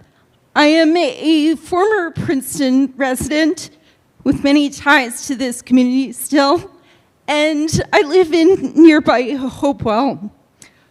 I'm also an art teacher, and I have many immigrant students in my classes because art is a universal language that everybody speaks. Many of my former students work here in restaurants in Princeton, and this is very personal to me. I also volunteer with Resistencia and have had the opportunity to see firsthand what happens when immigrant communities are under attack, and it's quite terrifying. I want to present a slightly different perspective than what some people have said this evening. People immigrate for a variety of reasons, including fleeing war, violence, poverty, a host of reasons. But one of them is climate change. An increase in extreme weather events such as hurricanes and droughts, like we've seen here in our own town. Last time we had the torrential downpours that killed 2 people, and now we're in the midst of a heat wave. Extreme weather events like these can cause significant disruptions to agriculture, which exacerbates existing resource scarcity and drives migration. I'm also the co-chair of my district's Climate Action Committee. And when we were drafting our climate action plan, we looked at Princeton's as a model for what we should do.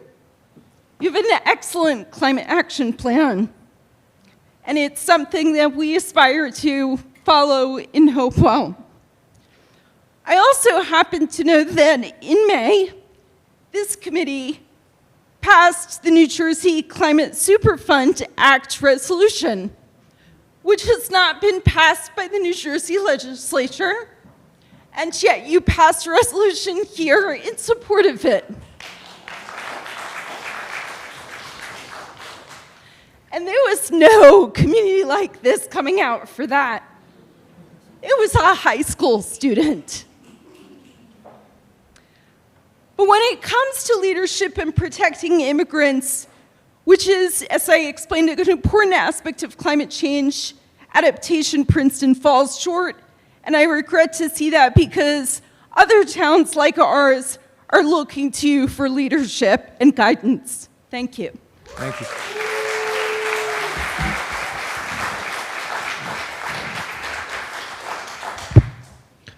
Jorge Torres. I'm going to tell you all something. It was an organization that was working until 11 p.m. from 6 in the morning, grabbing names, numbers, and doing intakes to undocumented workers that were arrested, that was kidnapped by ICE. Not 9 to 5, Mayor. Not Monday to Friday. Not all these things that you've been saying. This is not a competition.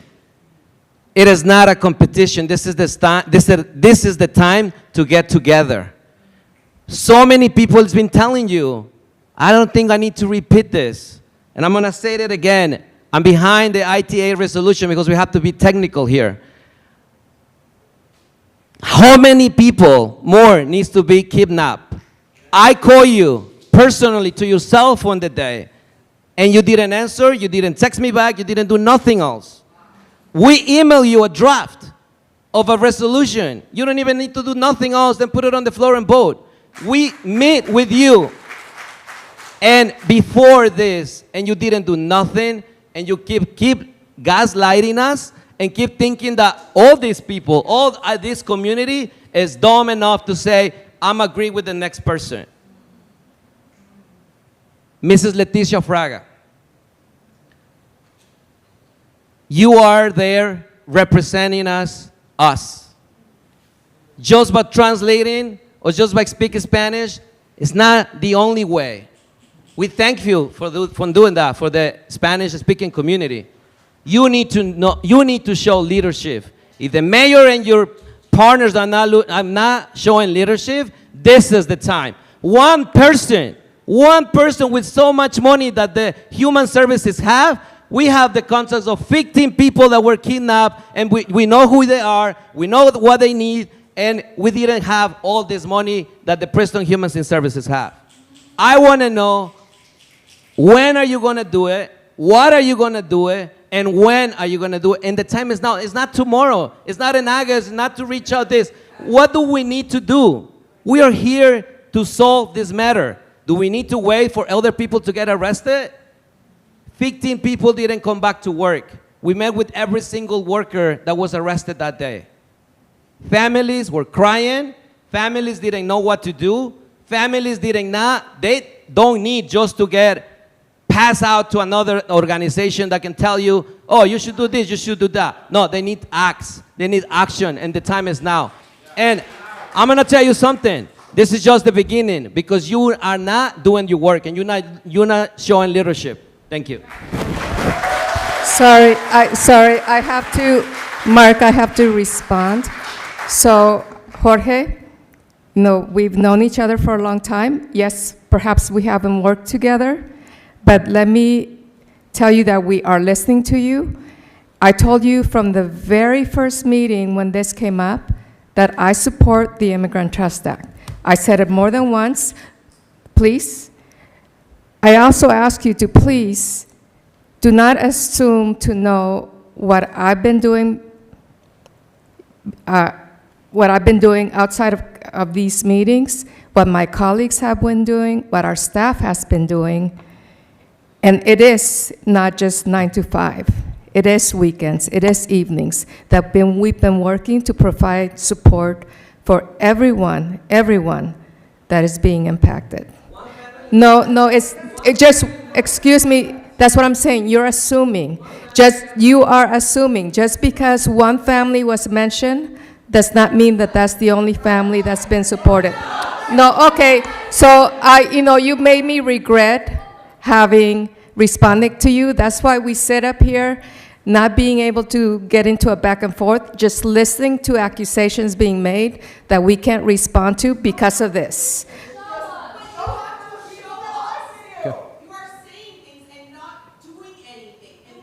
Okay, excuse me. We have a person in line here. This next person, please. Thank you. It's okay, she can continue to.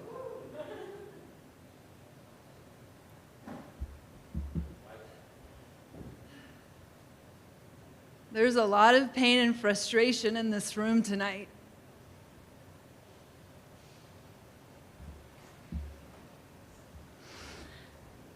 My name is Michelle First, and I am a resident of Princeton, and I'm here to read a testimony from one of the friends of someone who was abducted by ICE. I ask that everyone take a moment to listen with their open hearts and as a neighbor, and take this moment to feel the connection that you have with the vulnerability and the fear and the frustration that everyone in this room is feeling right now. These are opportunities for you to listen, take it in, and hold it, because this community can't hold it alone. And we're asking for the support through the Immigrant Trust Act resolution, and also to work with Resistencia. I've worked with Resistencia for over 5 years, providing food, going from weekly to monthly, and I can attest to their dedication and commitment to this community in so many ways beyond what you see tonight. So know that these are not just outbursts, these are not just moments, but these are real people that are dedicated to this community, as you are too. And these are opportunities for us to work together, because we are neighbors. And as neighbors under this regime, we have to become closer and closer and closer. Because when it goes down, you know what's gonna matter? Who lives next door to you. So please listen, and please take it in, and please act, and show acts. We need to be heard. We need to know what you're doing. But I'm going to focus on excuse me, I'm embarrassed that I spoke instead of speaking from the resident, James, who's a resident of Princeton. This is his testimony of his friend Rollo. Him and I have been friends for over 3 years. Rollo and I work at a local bar in town, stocking bottles and changing kegs until 2 or 3 in the morning. And he also works at another restaurant in town, so it's very likely you've seen him or him on his way to work. That is when he was taken on his way to work at 8 a.m. in the morning to one of his 3 jobs. People like my friend Rollo are the reason why Princeton is able to function, why its businesses are able to make money, and why we get to eat and drink and make memories. I'm afraid I will never see Rolando again. And I am more afraid he may not ever be able to see his family again. This cannot be allowed to happen if we truly value human dignity, not if we possess basic empathy and compassion.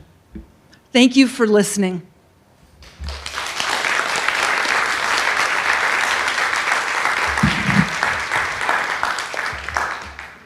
All right. Well, I want to first start off by Giving a shout outs to the rapid responders, the operators, the volunteers, the family members of people who have been detained, who are currently here, who truly care about the community. So good evening, my name is Richard. I'm an organizer with Resistencia en Acción, grew up undocumented, in case you didn't know. We're committed to protecting and uplifting immigrant communities in Princeton. I'm here tonight because the recent ICE raids confirm what we've been saying all along. When there is no real protections, our community are left exposed, vulnerable, and unsupported. Fear of ICE isn't a reason to stay quiet. It's the exact reason why we must act. If you sat down with us, as we repeatedly asked, you would have heard the advice we've been ready to offer. We would have helped you think through on how to get a message out to the broader community, not just by posting in English on Facebook, Instagram, or only communicating it to a certain group that you might think is the only community group in Princeton, and hoping that's enough. But we would have explained on how critical it is to communicate in multiple languages, not just Spanish, and to work directly with trusted community leaders to share urgent information. We would have advised to clearly explain what Human Services actually offers and what support you should be given to family at this moment, but instead we were dismissed, honestly. Our communities are left now without answers. I know we are sad, angry, and that's because we're angry because we have families that are now forever destroyed. Now they're forever destroyed. Hope that can sink in. So please forgive us if today is hard to be nice. Today we need you to hear our anger, our pain.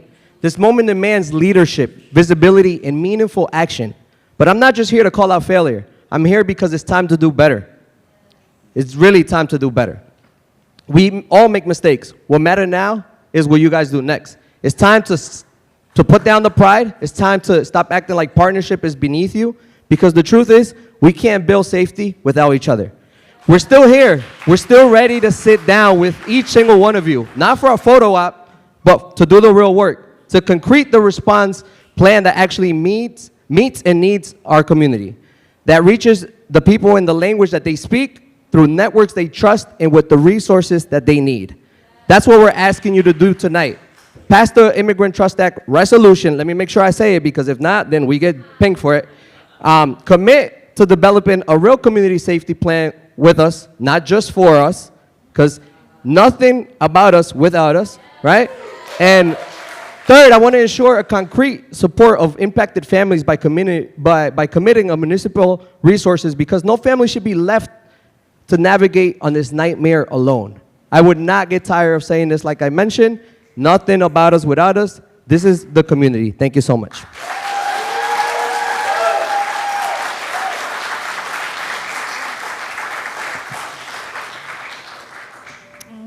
Hi.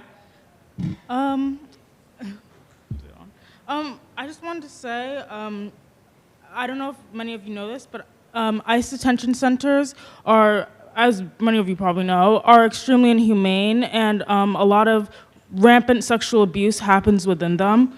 ICE detention centers are extremely fascist, and the truth is you'll want to look back at this time and know that you did the best you could to stand up to fascism. Know that you did not hesitate or act in cowardice for the fear of being so-called targeted that is already happening. And while you did not create ICE and can't be wholly held responsible for their actions, the truth is that the ICE raid did happen under your watch, and there should be some level of humility surrounding that. And these raids should also, it should be more apparent now than ever that because of these raids, there is a need to act urgently, and that you should pass the Immigrant Trust Act resolution now instead of later or in a month. So thank you.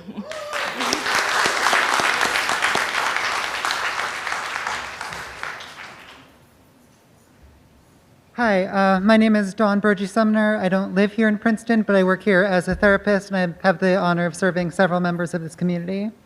I believe everyone who's spoken before me has said many things far more eloquently than I can, and I'd like to echo everything that's been said so far tonight. I also understand that you're hurt by the comments that the Princeton government does nothing for immigrants. I'm sure all of us who are terrified for our neighbors are very sorry for hurting your feelings.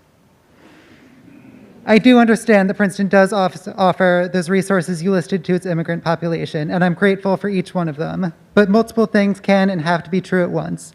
The existence of those policies does not negate the fact that there are 16 people who've been stolen off the streets, and many, many more who are terrified that they could be next. I've heard you multiple times tonight say that you'll sign the resolution eventually, maybe in a month, maybe in 2. I hope that after hearing everyone speak tonight, you realize that none of us are satisfied with eventually. We cannot allow perfect to be the enemy of good or of done. We need the Immigrant Trust Act resolution signed immediately. Waiting for the greatest impact only ensures that it has no impact in the meantime, and your community deserves better from you. Thank you.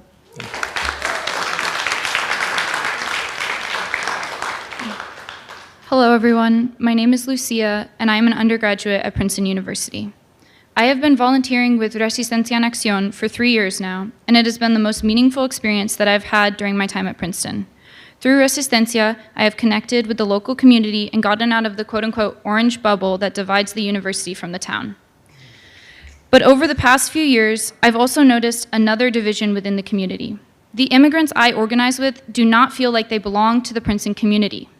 I know that Princeton is a part of the so-called welcoming America, and I do truly want to believe that you have the best intentions to create a town in which everyone feels like a valued member of the community. But the reality is that right now, that's not the case. After the horrific raid last Thursday, not a single one of the more than 10 family members who Resistencia en Acción got in contact with, by the way, through countless hours of tireless work, people sleeping no more than 2 hours, not one of those families had been contacted by the municipal government or offered any form of support. Sending out a message on only one community chat that doesn't include everyone in the community and posting a message on your social media only in English is not nearly enough. It is practically nothing. Frankly, it is insulting to the family members whose loved ones have been taken from them to pretend that this is an adequate outreach system. It takes sustained, difficult, and long-term work to build inclusive community. Having resources in the Department of Human Services doesn't mean they're actually accessible to the community. And I'm gonna go off script here for a second.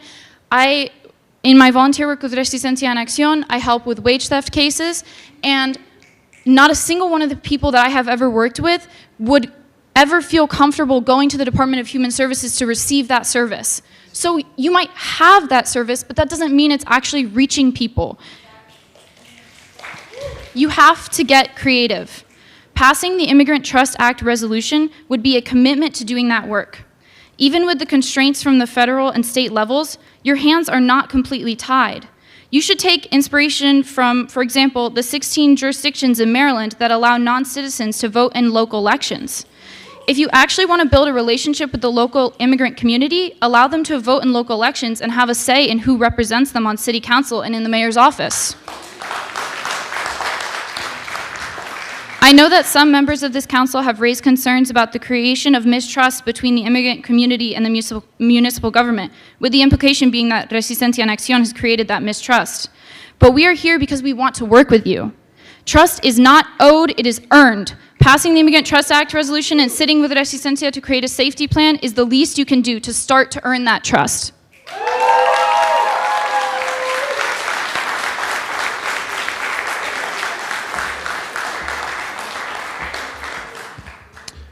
My name is Reverend Arcane Jantuan. I'm with the Clergy Coalition for Liberation. For the record, ICE is not just targeting immigrants and undocumented people. We see they are also targeting naturalized citizens, and they're also targeting citizens too. And if we be real about this time, I know that most of you are used to doing business as usual, but we are in new times, that we're dealing with a person in an executive office that at any given times they can say 2026, we're no longer going to have elections. And so people are looking towards you, not just because you sit in those seats, but the question is, are you prepared to fight for the people? And if you're not, in politics we say that if you're not ready to fight, then it's time to leave your seat.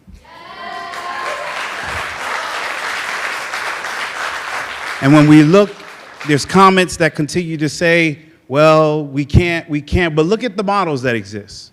We have Mayor of Newark who put his body on the line and who was incarcerated, who was charged by the Department of Justice. We got Mayor Karen Bass of LA, who when ICE was on the middle of the street, she came out in the middle of the street and she said, leave my town. You have Bonnie Watson Coleman, the congresswoman of this district, who at 80 years old was facing ICE, was bumped, was pushed, but she said she will not back down, but she would fight for her people. So what is your excuse? And the whole notion as a public official that you say we've been doing things behind the scenes, you are not judged for what happens behind the scenes, you are judged what happens in public. So here, we say again that you can't do anything, but those of us who've been in Princeton, we've seen what you've done when the Black Lives Matter protesters came out. You rolled out the whole police, the wagons, the bullets, the everything out. You were prepared for war. In your notice, you said they did not notify you that they were coming, and the reason why they did not notify you is because they don't respect you. Because they know that you're not doing anything and you will not do anything.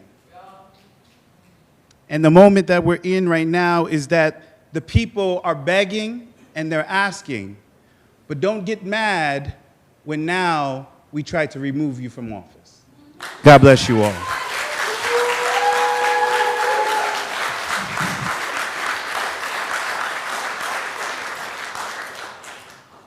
Hi everyone, my name is Annalise and I'm a student at Princeton University.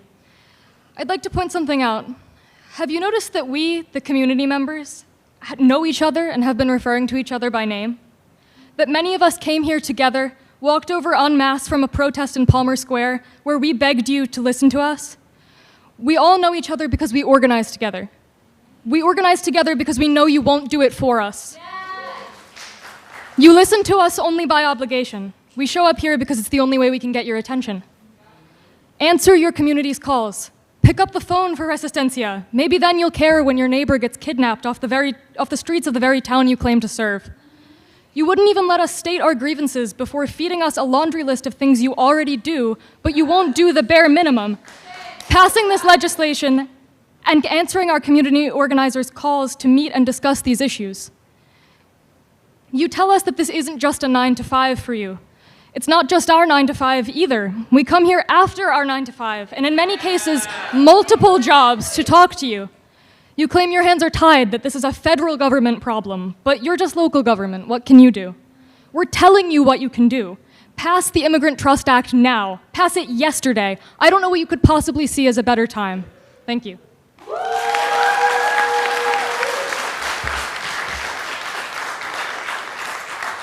My name is Tiffany. I'm a former business owner, resident of Princeton. I still work here, and I'm a member of Resistencia. I understand this is local government. We have a fascist, authoritarian takeover of our democracy coming from Washington, and you know everyone's aware of that. The problem is I never thought that at this point in my life I'd be spending my time chasing ICE Nazis through the streets of my state. I put my body on the line, I use my voice, I find my courage, and if I lose my freedom or my life, I'm okay with that because standing up for cruelty inflicted on other human beings is never wrong, ever, ever. My problem today is that I feel politically homeless. This should be the easiest conversation we've ever had. I've been a registered Democrat my entire life. We are the people party. We are the party of empathy and humanity and dignity. And just in case you're not aware, we are now the opposition party. We are the opposition to stand in unity. If we have to go town by town by town to circumvent the fact that we have a ballless, spineless governor in charge who can't speak in the state legislature and the state senate, that's silent. while we risk our freedom out here fighting what we know is coming, because what we see happening across the street every day is worse and worse and worse. And it's not about status. It's just about how you look. They're coming after people like us. It doesn't matter. We are the opposition, right? That's what this is. The time, the right time, the fierce urgency of now is the right time. Words without action is nothing but fantasy. And I ask you as much as I can to just do it. Just pass the resolution. If every town does it, we can circumvent the sad, weak, democratic government we have in the state of New Jersey that's just unwilling to fight for us. So fight for your community. Stand with your people. This is what democracy looks like, by the way.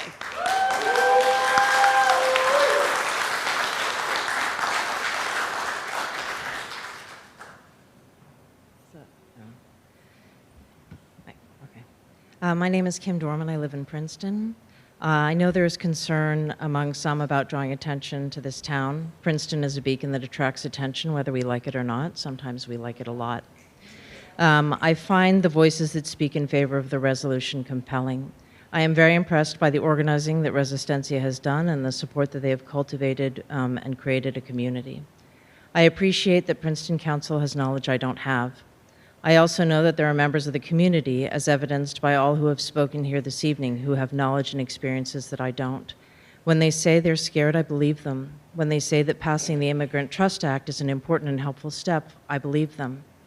I was glad that someone asked, when do you feel it will be the right time to do this? And as Albert Hines reminds us on Hines Plaza, it's always the right time to do the right thing.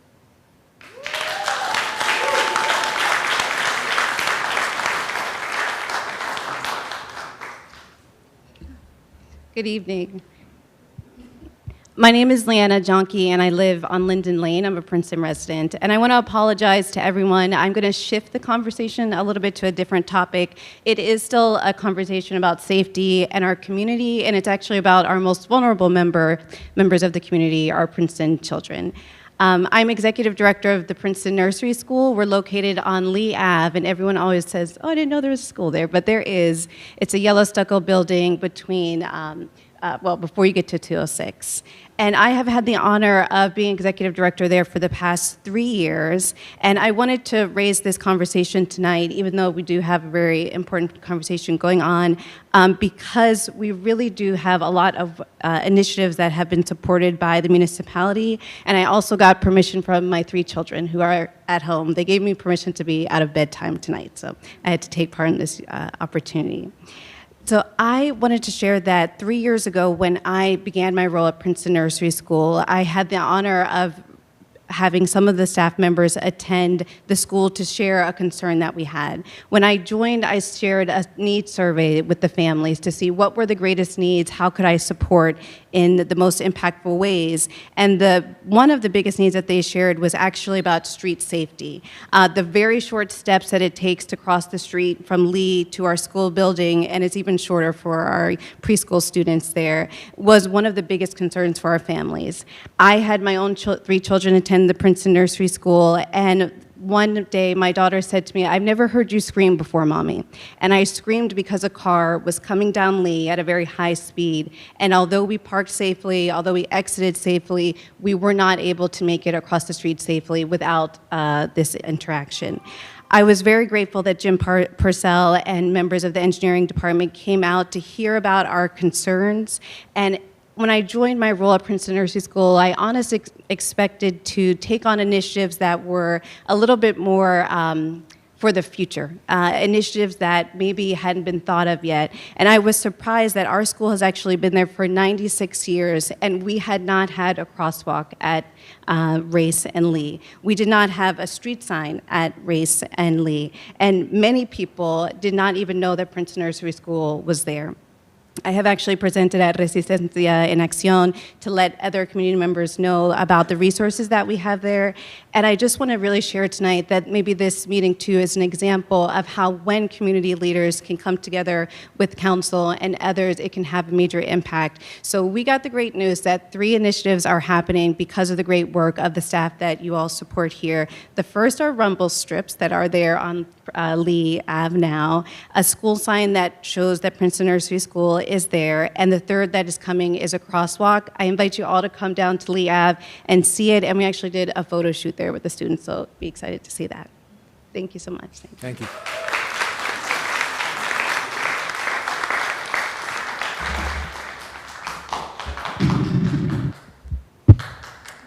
I didn't prepare anything today because I need you to see my frustration, my distress, my anger, my disappointment, and everything that's going on inside my head. I want you to take a look at this. This bracelet, less than 5 days ago, a single mother came into the office. Her 8-year-old daughter gave me this bracelet after telling me how for the last 2 years she's been interpreting for her mom to fill out an asylum application. An 8-year-old has been helping her single mom go through an application process that she shouldn't even have to understand. She knew what the correct translation was for removal proceedings. These are the stories that I hear every single day. I've been with Resistencia for 7 weeks.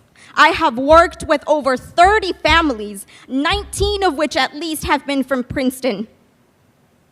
19 families from Princeton with an open deportation case. I don't think anyone knew that. I am not here to tell you that we did a much better job in communicating with all 15 families. I am here to tell you that if you would have worked with us, your statement would not say one family that you've been in contact with, and I am not here to assume that you haven't done your work because I'm sure that you have been working. But together we could have accomplished much more. One is mediocre. Your statement, I've had to annotate your statement of the things that I'm seeing because this doesn't make any sense to me. You are deeply troubled. I've heard from over 30 families every day that I have to tell them, I don't know if you have a solution to your case. And you are deeply troubled. I can't imagine how you would feel if you would hear from 30 families who have no solution. And if you are deeply troubled now and are not acting with urgency, I can't imagine what it looks like for you to act with urgency. I can't. Families back in Guatemala have been doing more than you guys have been doing. They have been calling detention centers here with a language that they've never learned or speak. Families in Guatemala, you are here in Princeton with the resources, and they are doing more than you are doing. We've asked you to work with us. This open dialogue is great for you to hear us out. But we need a conversation. We've asked for a seat at the table for the last 6 weeks. We've been at 3 city councils, and we've received no answer. And I could go on and on after this timer ends. But guess what? You're going to tell me to shut up. That's what you're going to tell me. You're going to silence me. But I need you to see my anger because I've had to ask my friend Lucy to walk with me to the office when I have to make a 25-minute walk just to make sure that I'm safe. So I need you to hear my frustration and see my tears because what is going on out there and what I am experiencing and hearing from families is something that is not setting in. And it needs to sink in.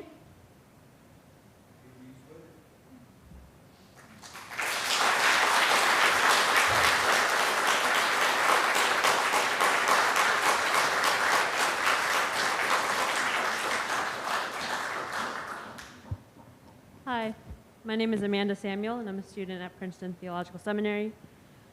As we've seen, staying silent and trying not to be a target does not do anything to protect us from ICE. As we've seen, our current administration does what it wants when it wants. They do not care about following the law or good behavior, nor is there a reward for those that do so.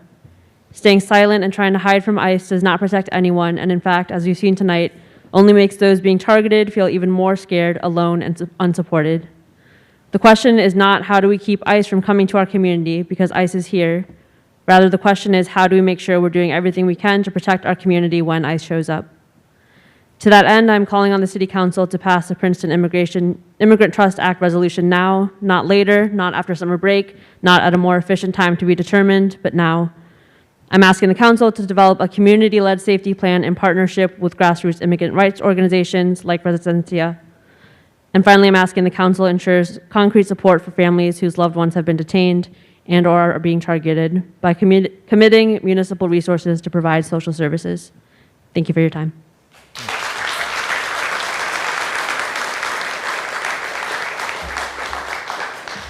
Thank you, Mr. Mayor and council members, for allowing us to speak. I know it's probably been a bit uncomfortable. But listen, everybody in this room is alive, vital, committed, impassioned, honest, and courageous. It's what makes Princeton a great community. And I just, before I begin, want to say how much I admire the integrity and the courage and the commitment of my neighbors to stand up for their neighbors, which, as a former seminarian, is, of course, the fundamental biblical injunction. We are enjoined to love our neighbor, not our tribe. I spoke last time. I was a foreign correspondent for the New York Times for 20 years. I covered despotic regimes. I mentioned this the last time. I've seen this play out before, whether it was in Argentina during the junta, Pinochet's Chile. I covered the breakdown of Yugoslavia. I worked in Hafez al-Assad, Syria, Saddam Hussein's Iraq. I know how this works. And there was a line at the end of your communique that read, "For the safety of all, we remind the public that interfering with federal operations is not only a crime subject to federal prosecution, but could escalate tensions further and endanger the lives of everyone." And I want to tell you from my long experience that that is the worst piece of advice you can give to this community. Because our government no longer respects the rule of law. We have undergone a corporate coup d'etat, and we are rapidly seeing the consolidation of an authoritarian state, of a demagogue and a grifter, just like I saw in Yugoslavia. And we, in this community, we can't save the country. I know how it works. But we have to begin to build mechanisms by which we prevent ICE from operating. The first thing we're going to have to do is make sure that you sit down with Resistencia. And if you don't like them, or if you feel uncomfortable with them, or you don't trust them, that's too bad. Because Princeton is blessed with an organization that is willing to fight back. And as long as you hold them, or the longer you hold them at arm's length, the more they are going to fight against you. And let me tell you, as a close friend of Asma and Resistencia, you don't want to become their enemy. Thank you.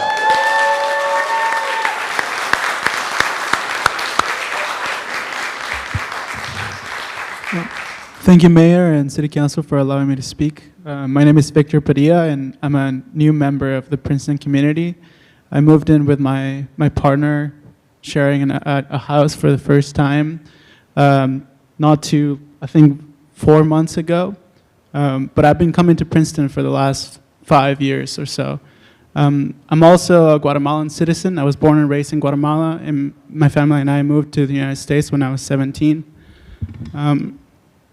Just a couple weeks ago, my partner and I were talking about setting up like some benches and like playing some music in our porch, which is on Lee Avenue, so we could play music and hang out with the community and have the kind of like lovely evenings that we can share, you know, during the summer. In fact, the coffee shop where one of my compatriots was apprehended is a coffee shop that I go to probably like 2 or 3 times a week. And so I just want to put that in and share it with y'all, because I think it's the kind of community bond and the kinship that this government and that this time is shredding to pieces. You know, may we all have, you know, like the opportunity and the chance to play music and meet our neighbors and laugh and have food, share food. And just yesterday, I was talking to one of my neighbors who had recently invited me to attend one of his soccer matches, and he said he was no longer going to attend. You know, I want to believe that we can all have the opportunity to have recreation, love, food, music. And I also, you know, if that lends me a little bit more gravitas, attended Yale University, and I can tell you, you know, fairly simply, you know, from the logics and the way of like the economics of this city, is like, it's fairly easy to understand and know how many immigrant members there are. You know, you can easily hire data scientists to know, you know, the number of food service workers, landscape workers, people who, you know, work in the informal economy and that power the economy of the city. And it is no surprise to me that ICE is coming. You know, Princeton City is not too big. And also the way rent works and the prices of apartments, it's fairly easy to assume where immigrant communities live. And so the question is, it was 15 members on Thursday. If there are 50 members next week and 50 members the next week and 100 people over the next 3 months, 200 people over the next 6 months, as basically ICE just uses Princeton City to just like retain their quotas, we need to meet with Resistencia. We need to create a community action plan so that we can make sure that the city is able to thrive and become one. Thank you. Thank you.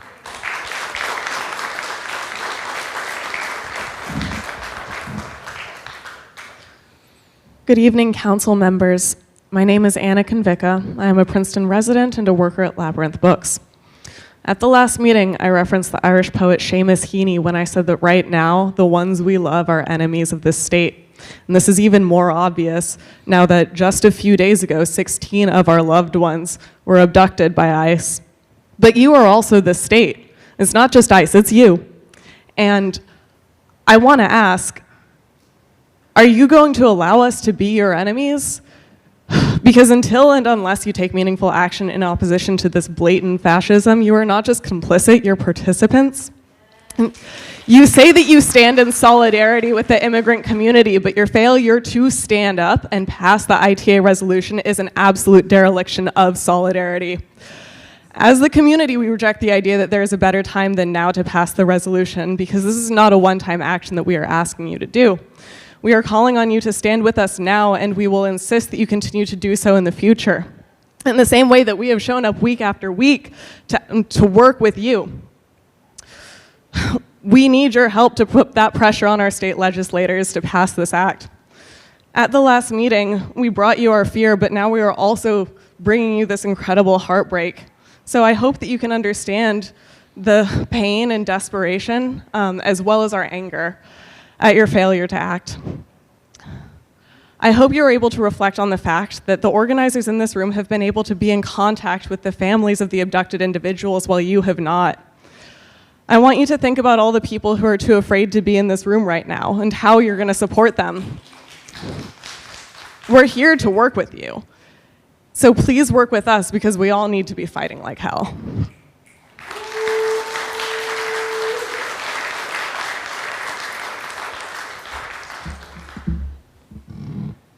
Hello again. I'm Maral Sahib Jami. I am a researcher at the university. 2 weeks ago, I left you with the Universal Declaration of Human Rights. Last week, ICE violated the human rights of 16 members of our community.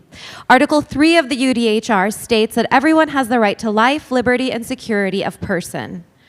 Article 9 says that no one shall be subjected to arbitrary arrest, detention, or exile.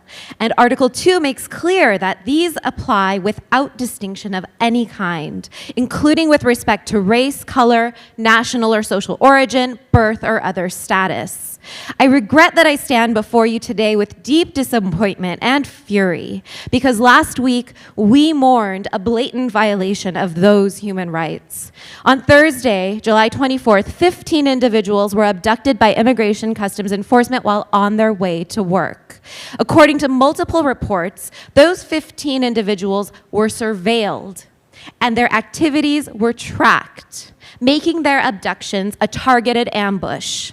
I will return to this important detail in a moment.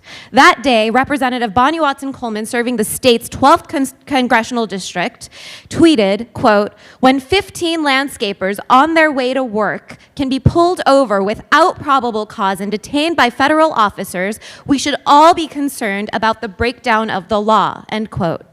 She added that when legal rights of citizens and non-citizens that are guaranteed by the Constitution are not respected, no one can be safe.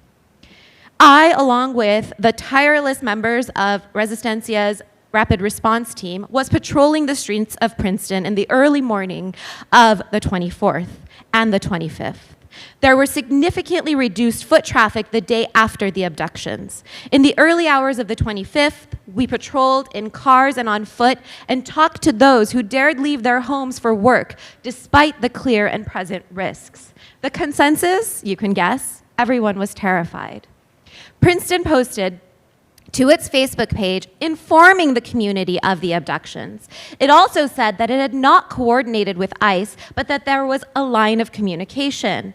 About a moment ago, I mentioned that multiple reports suggested that ICE was able to conduct the July 24th ambush due to private data collected on the individuals. Well, today, we are asking you to pass a resolution that supports the ITA, which will limit New Jersey's involvement in the federal detention and deportation system by creating new data privacy protections for people who interact with state and local agencies. This provision of the ITA could have prevented the abduction of those 15 individuals, 15 brothers, cousins, fathers, uncles, husbands, and sons. That is why I'm here to request that, one, Princeton work closely with Resistencia to properly identify the needs of the community, as many of its members have long been trusted neighbors and involved in community networks. Two, allocate fiscal and legal resources to the impacted families. And finally, three, pass the resolution now, because the members of your community don't deserve to live precariously for one more day, so that on their daily route to work, they don't feel terrorized by the sight of every SUV and van with tinted windows. Regrettably, I am left to wonder that if those were your brothers and husbands, your fathers and sons, this resolution would have been passed yesterday.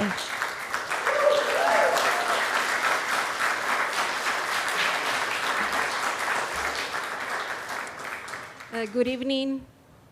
Thank you so much for having us here and giving us the space to talk. I'm here to support our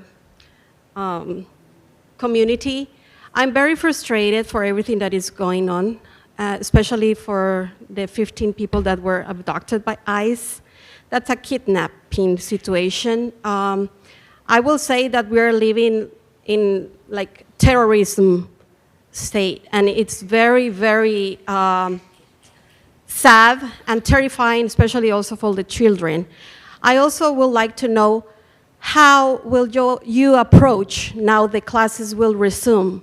Parents will be terrified to go and take their kids to school. That's going to affect them, especially the children. What are you going to do? What steps are you going to take? All the things that a lot of people would like to know. And none of you have come and stand up and talk to any of us.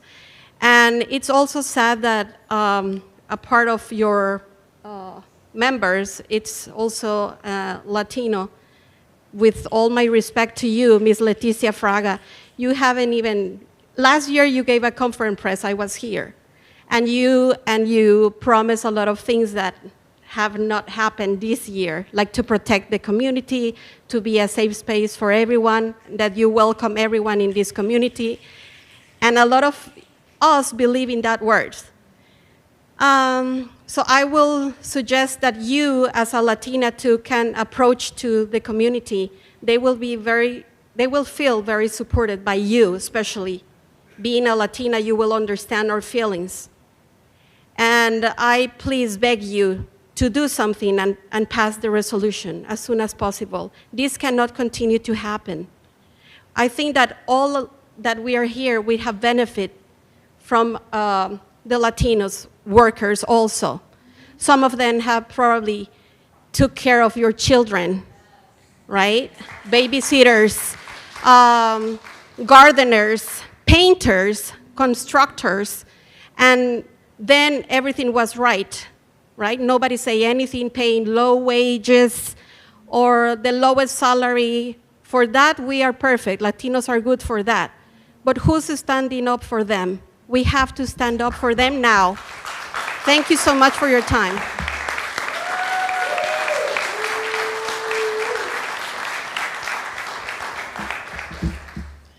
Hello, my name is Charlene Walker, and I'm the Executive Director of Faith in New Jersey, the largest faith-based organizing entity in the state that organizes congregations within Princeton and every single county. I've sat in the back and I've listened this entire time, and the one thing that I continue to hear is fear. There's this fear for like how you will be perceived. There's this fear for, are you going to upset people in power? There's fear of whether or not you're going to even have a seat. But there should be fear about the people who are disappearing on our streets. Right now, in the face of fear, you have a choice. You can either freeze, which some of you are doing. You could either give in to the white nationalist agenda, which all of you are doing. Or you can actually fight, which is what the people are asking you to do, begging you to do, and demanding that you do. That is what's right.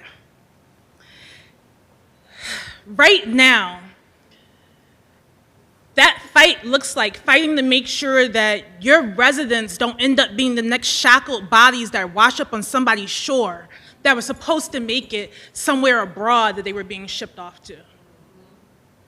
That looks like actually showing the level of compassion that says, you know what?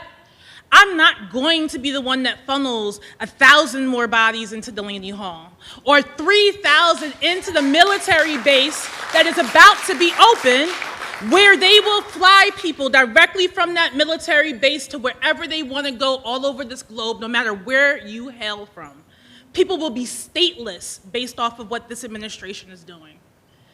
And in the beginning, you talked about what the laws are and what's right and what you can do and what you can't do. Well, laws be damned. When they are wrong, you trespass the damn law. Princeton knows that too well. The Underground Railroad went through Princeton. You need to walk in the legacy of those that have gone before. You need to actually fight for your people. I don't want to look years down the line and this be another Martin Luther King incident where everybody hated King back then, but if you ask them now, they were marching with King. We don't want that. Instead, I need you to fight and do what's right. That means you need a community defense fund. That means that you have to actually love your neighbors as you love yourself. Because as I look at each and every one of you up there, none of you fit what this country is trying to become. So they're showing up on your doorstep next.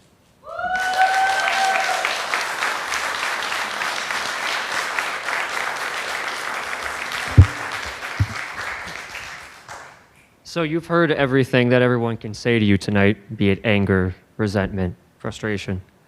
But before we end here, I just want to give you a warning, all of you, a warning, and everyone in this room a warning.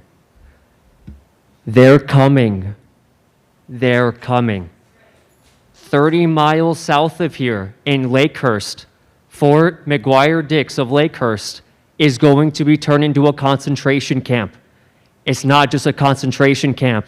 It is going to be a forward operating base for the federal government that just now got a 40 times increase to $178 billion. Billion, not million, billion. They are now more funded than the US Army. Fascism is colonialism and imperialism turned inwards domestically.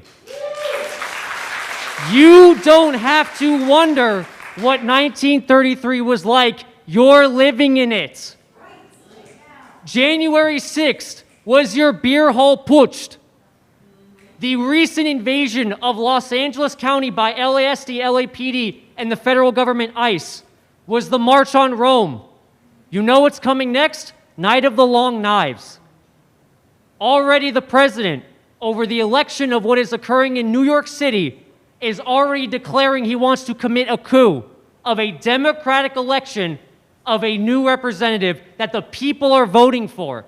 New Jersey is going to be the staging ground for the next iteration of this fascist project. That will be the invasion of New York. I responded the other day to a call in Hightstown. When I arrived, a blacked out van drove away. When I talked to people outside that were getting food that the local church was offering, I was told that they were hunting someone and they came with long-barreled rifles, unmarked plain clothes. Not just that, not just the 16 people that were abducted from these streets, okay? Another call was after I was driving home from working all day, was a warehouse where more than 3 ICE vans were poised to jump on countless workers. Thank God the management stopped that and sent them home. They're coming. You need to understand that. You are going to be at the forefront of resistance. It's Princeton, it's Monroe, it's Hightstown, it's Lakehurst, it's everything, it's everyone. You have to do this. An army is coming. You don't need to just take my word from it. When you see the swastikas hanging from the ShopRites, when you see the armbands on the unmarked individuals that are coming out of the vans, you're there.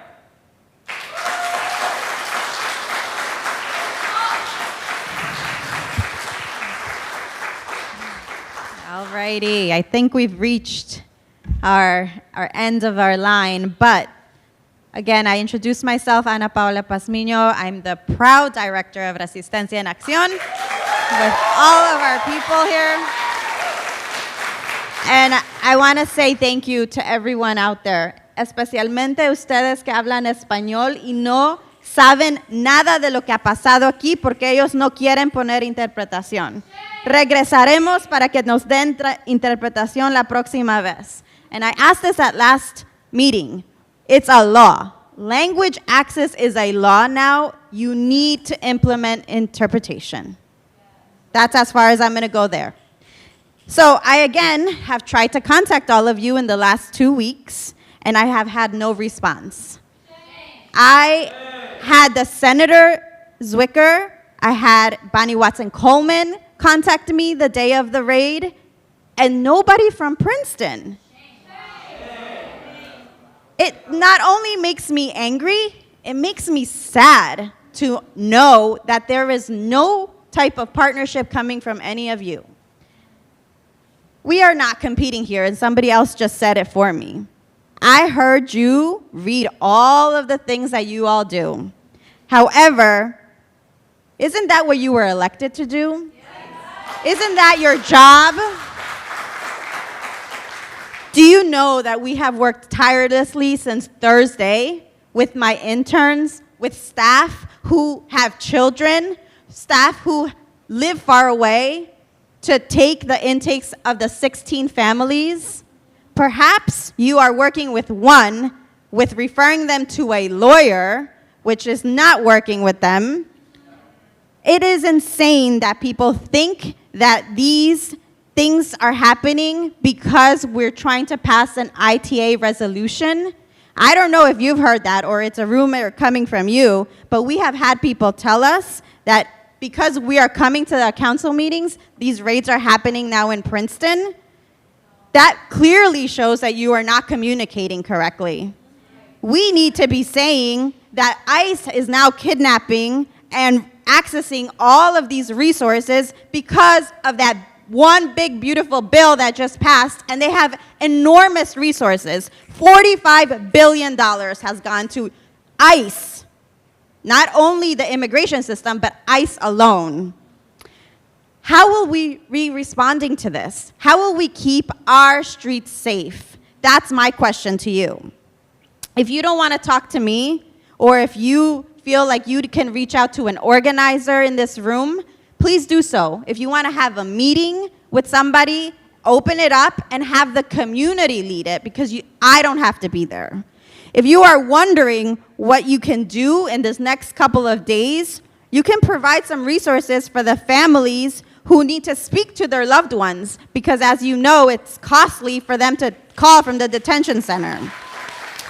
You can also provide an updated list of resources, because you know what? I had one of my interns call all of your robust human services list of resources, and only one person has returned our call. You can provide a clear statement that says you will be passing a resolution in favor of the ITA. You can also visit yourselves and visit the detention center so you can go see these families. Anytime. You can all do all of these things as a beginning, because this is not the end. We are going to have more of this, and I ask, put the resolution on the next agenda and make a motion to vote. That's it. Thank you.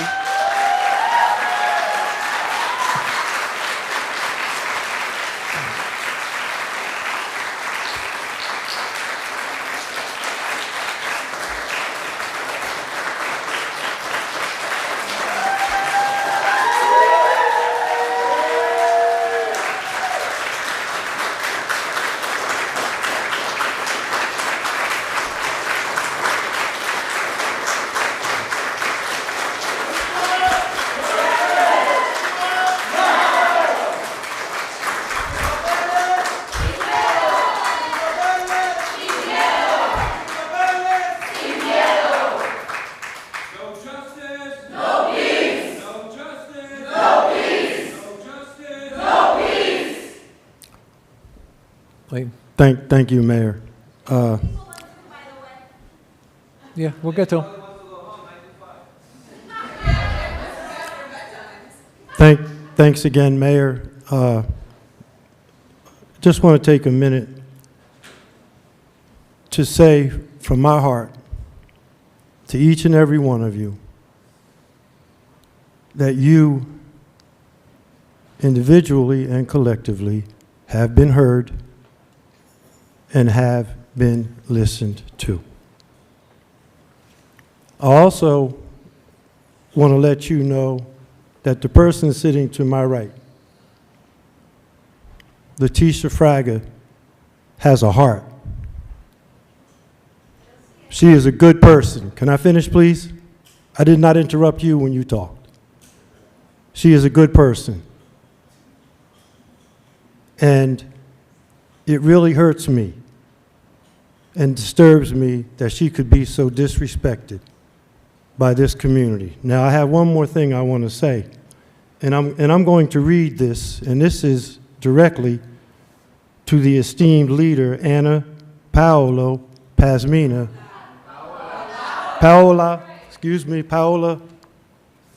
who, as she said, did send me an email on June 18th. And on June 18th, I sent the following back to Ms. Pazmino. Thank you for your email. It was a long day, and I am just getting to my messages. Tomorrow, Juneteenth, and Friday are both going to be busy for me, but I am happy to speak with you about the issues facing our immigrant community, as well as vulnerable communities at large, given the state of our democracy and people feeling safe in general. Let's connect next week, and thanks again for reaching out. My sister, I have not heard from you. Thank you, Mayor.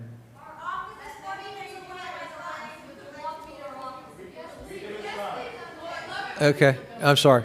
Let me My get to the point couple- is, I would be happy to talk with you.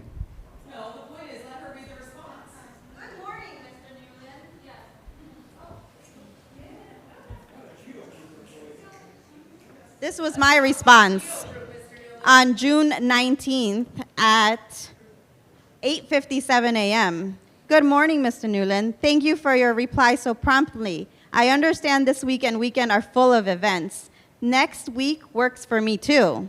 I will propose we have some coffee. I am available on Wednesday or Thursday. Please let me know what works for you. It's June 28th, July 28th.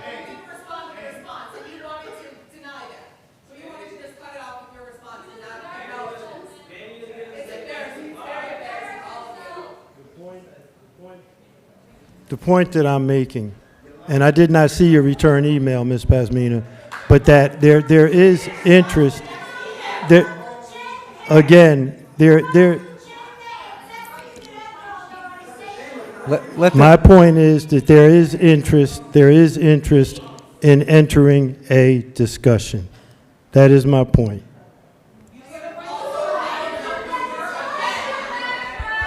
Okay. Folks, please. Everybody, please. We got two people online yet that have their hands up. Let me get to them, please. Hey, Adam, can we bring in the first person, please? Hello, can you hear me? Yes, we can. Okay, thank you so much. My name is Maya Ponton Ernoff.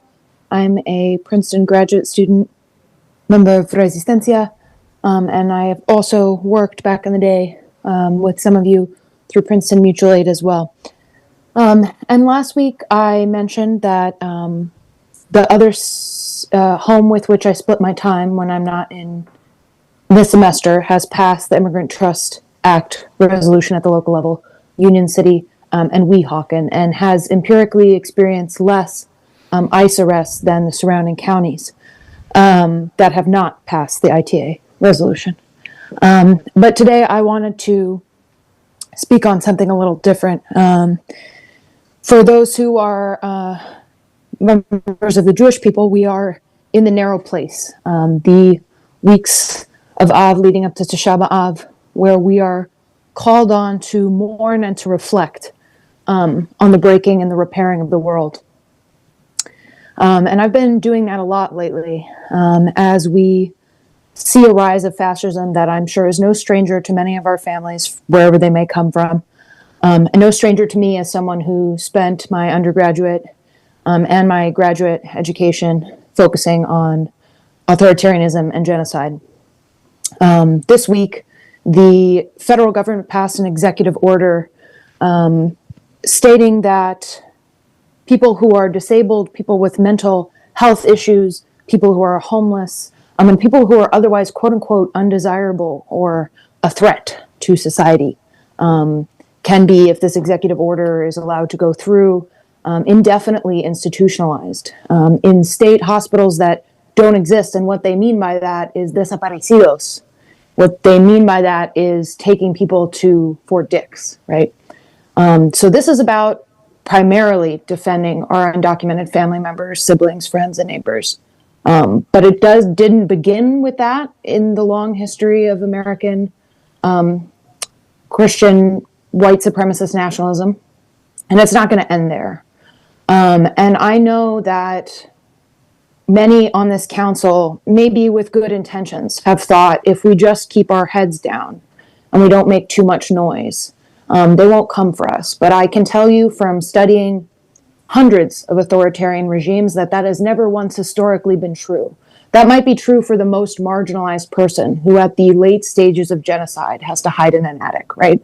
But it is not true for those with power, whether it's local, state, or federal, who could have stood up loudly, together, united at an earlier stage to prevent it from ever coming to that. And that is the position that you are in. And that is the position that the community is asking you to take, to puff up like a giant animal and fight for this community, to look bigger than we are. And that's what we're called to do in this moment as we move through the narrow place, is not to shrink, not to be silent, but for every community to get so loud that they can't single out a one of us, that they can't tell who's the leader. Because as it stands right now, without taking this kind of action, it's leaving communities like Union City, it's leaving activists like those in the Resistencia out to be targets instead. We have to be united. And the last thing I'll say is, a lot has been said, about Ms. Fraga, but I would say, the majority of the city council is not Latina, is not Latine. And the translation issue is only the beginning, right? Asking the only Spanish-speaking council member to be the translator is a lot to put on Councilwoman Fraga.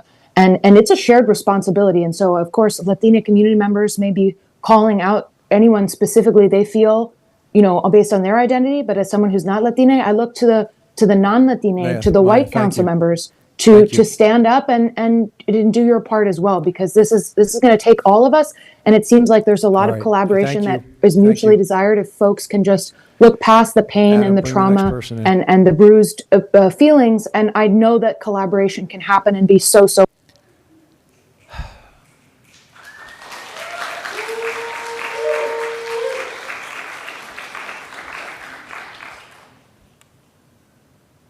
Hello? You have to unmute yourself.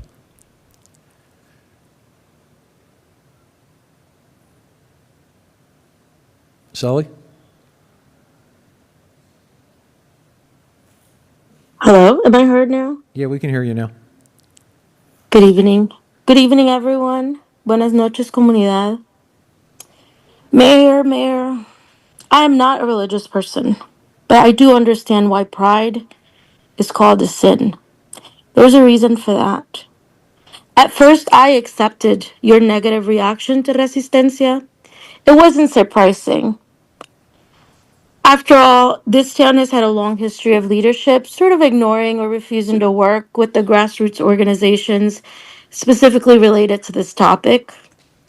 And I respect some of those reasons. But I didn't stop there. I came to you directly. I opened up a line of communication, shared my personal story, my fears for my family, for the entire community. I came back to the next meeting, not to attack, but to check in, to remind you, look in the mirror, reflect on your role, and act. I also urged you to take guidance from the community when everyone showed up. I reminded you that others in positions of leadership in this town have faced similar challenges with courage, with heart, and with humility. I pleaded with you. I pleaded to take advice, the suggestions, and the help being offered by the very people that you claim to serve. So here we are. You sit there comfortably in your chairs, acting like bureaucrats, not leaders, not elected officials. Employees, that's right, you work for us, the people of this town. And with all due respect to you and your capacity as public servants, you have failed. At the very least, 15 people, 15 families, our community. Maybe right now you don't feel it. Maybe you think the public criticism, the anger from residents is just noise, just unfair complaints. But what we're facing isn't just public outrage.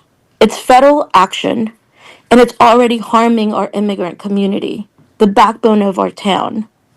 As you all know this won't stop with immigrants. You're smart people. You see what's coming. You think by turning your back on immigrant communities now, you'll somehow protect the rest of this town from what's next. Please don't be so proud. Because that pride, that silence, that refusal to act is gonna cost this town so much more. Pain, suffering, and loss. And not just for immigrants. And you know this. For everyone that doesn't stand with this administration's cruel and unjust policies, the pain, the suffering, and the loss will come. You still have a chance to act, to change this course, but the clock is ticking every second. And history will remember what you did. We already know what you didn't do. But there's so much more to be done still. Comunidad, gracias por presentarse, por estar y por ser valientes.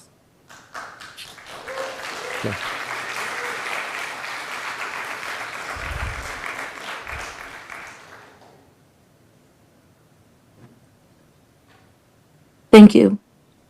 Thank you. Good evening. Okay.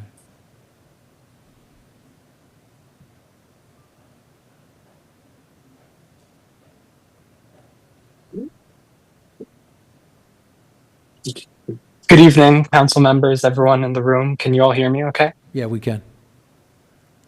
Thank you. My name is Rowan Johnson. I'm a student at Princeton University, and I'm a community organizer with Resistencia en Acción. I don't have much else to add to the testimony that's already been shared tonight, but I would like to leave you with a reminder. As elected officials, it is your mandate to serve this community. This community has showed up in great numbers, taken up a lot of your time tonight, and that's for a reason. They're telling you what they want from you as elected officials, as the delegates of them. It is your responsibility as elected officials to give the community the services and the resources that they need. And what the people are telling you today is to pass the Immigrant Trust Act resolution and to work with organizations like Resistencia en Acción to provide the immigrant community with services that, while you've made certain progress in the past, still need to be far more robust than they are today. Now, you may be scared to act, and that's perfectly understandable in this political climate. But all I will say is this: this community, Princeton community, will remember how you acted in this moment, and so will history. Thank you. Thank you.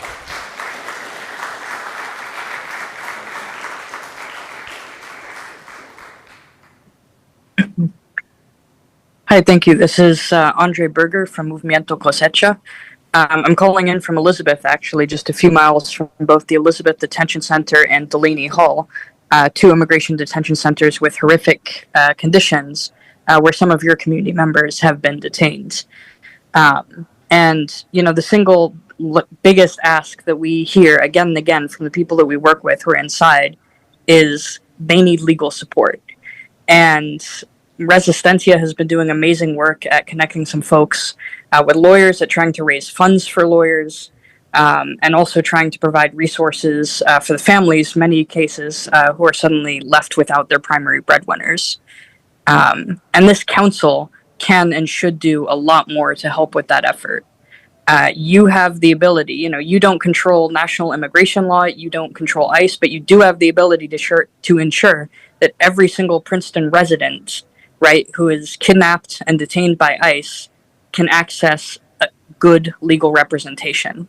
And I would ask that you put the resources aside to do that, and that you work with Resistencia, which has been doing such great work in the community, and has been, frankly, doing a lot of the work that one would hope that the town council would do, in meaningfully supporting community members who have been targeted by this kind of state terror. So I don't have much to add beyond that and beyond all of the testimony from the many, many people that you've been listening to. But I really hope you think seriously about how you can materially help the people who are your community members, your neighbors, right?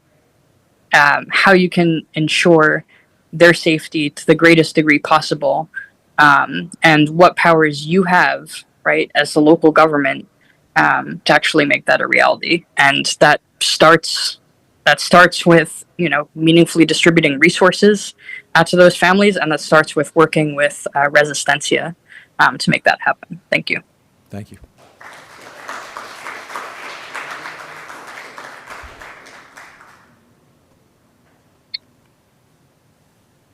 Melissa? Yes. Hi. I would like to share a few incidents here. My concern here is I noticed that police are stationed on certain streets. How are they going to provide safety when ICE may enter our community? What would their protocol be when the law requires and doesn't allow them to interfere with ICE? That's my first question. Another thing here is I'm really disappointed in the entire panel. I've been to several meetings, and here everyone is just sharing their personal feelings, but you guys are the decision makers of how to provide reasonable efforts in protecting our community. We are, and as a Hispanic who grew up on Lee Avenue, we are at risk of harming our minors, their health and safety, and their education as possibly their parent or a loved one who is their provider to give them food, shelter, and education. I feel that the panel has failed not only my community, but especially my son being a Hispanic.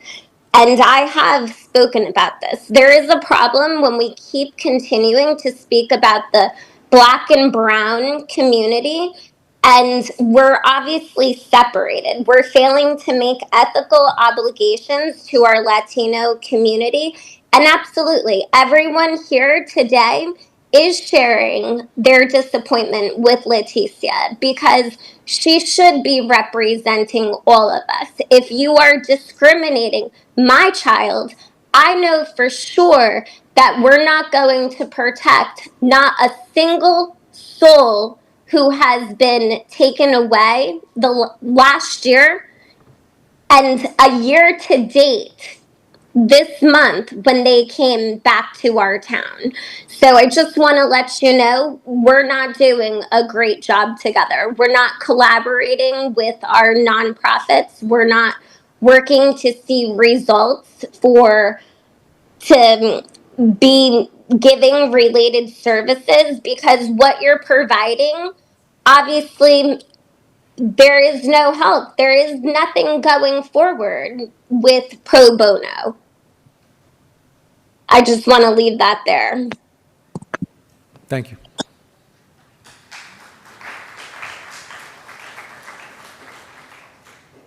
All right, no other hands up. I want to thank you all for being here tonight. We actually do listen to you. We do.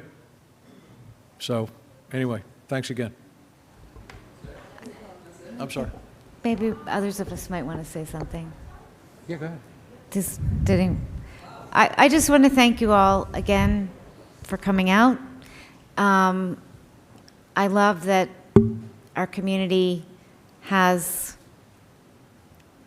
this committed and diverse a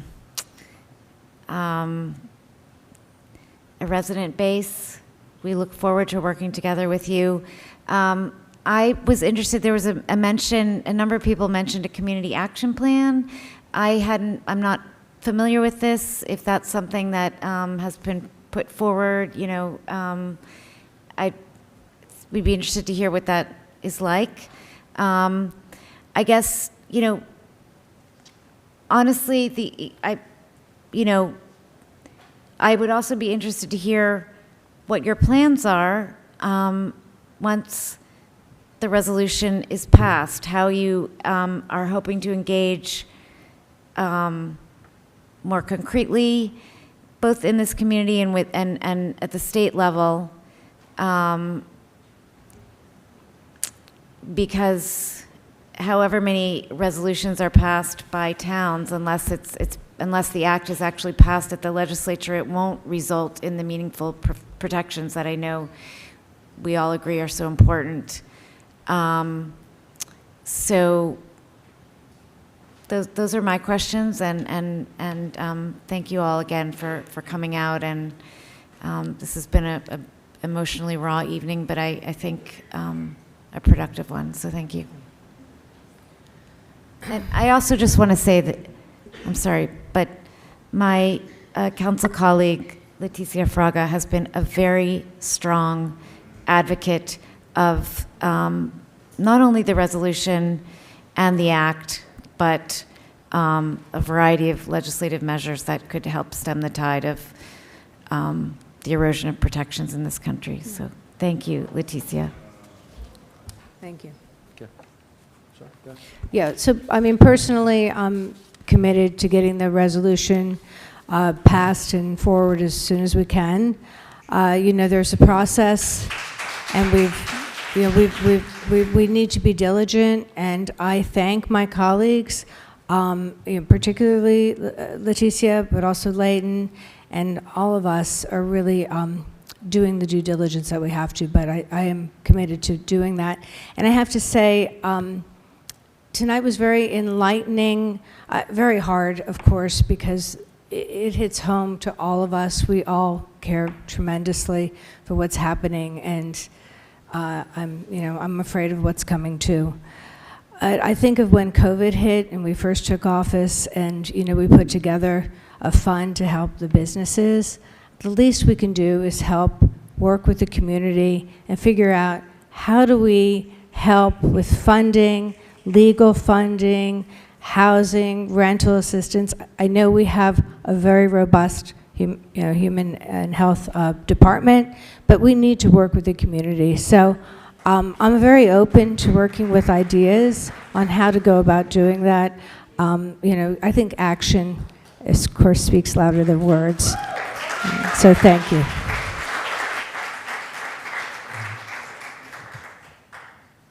Anyone else? Okay. I wasn't going to say anything because I don't feel that I need validation for what I do. What I do for my community, and I have been doing since I first, even before I entered office, I was elected to office, because it's not just because I'm an immigrant. I have lived experiences. I know what my community needs. I've been advocating for this Immigrant Trust Act, this and other legislation, and I wasn't going to share. What I said before is don't assume that you know how we think and what we do. I have 2 grandchildren who for at least 10 years have been living without their dad, who was deported.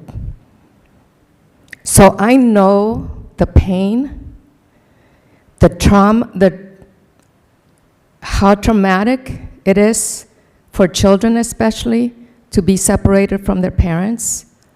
And in this instance, it happened in another state, by the way, another state that does not have what we have in New Jersey right now, the Immigrant Trust Act, where our police do not cooperate with immigration. In this case, he was at the wrong place, wrong time, actually trying to protect someone who was being attacked.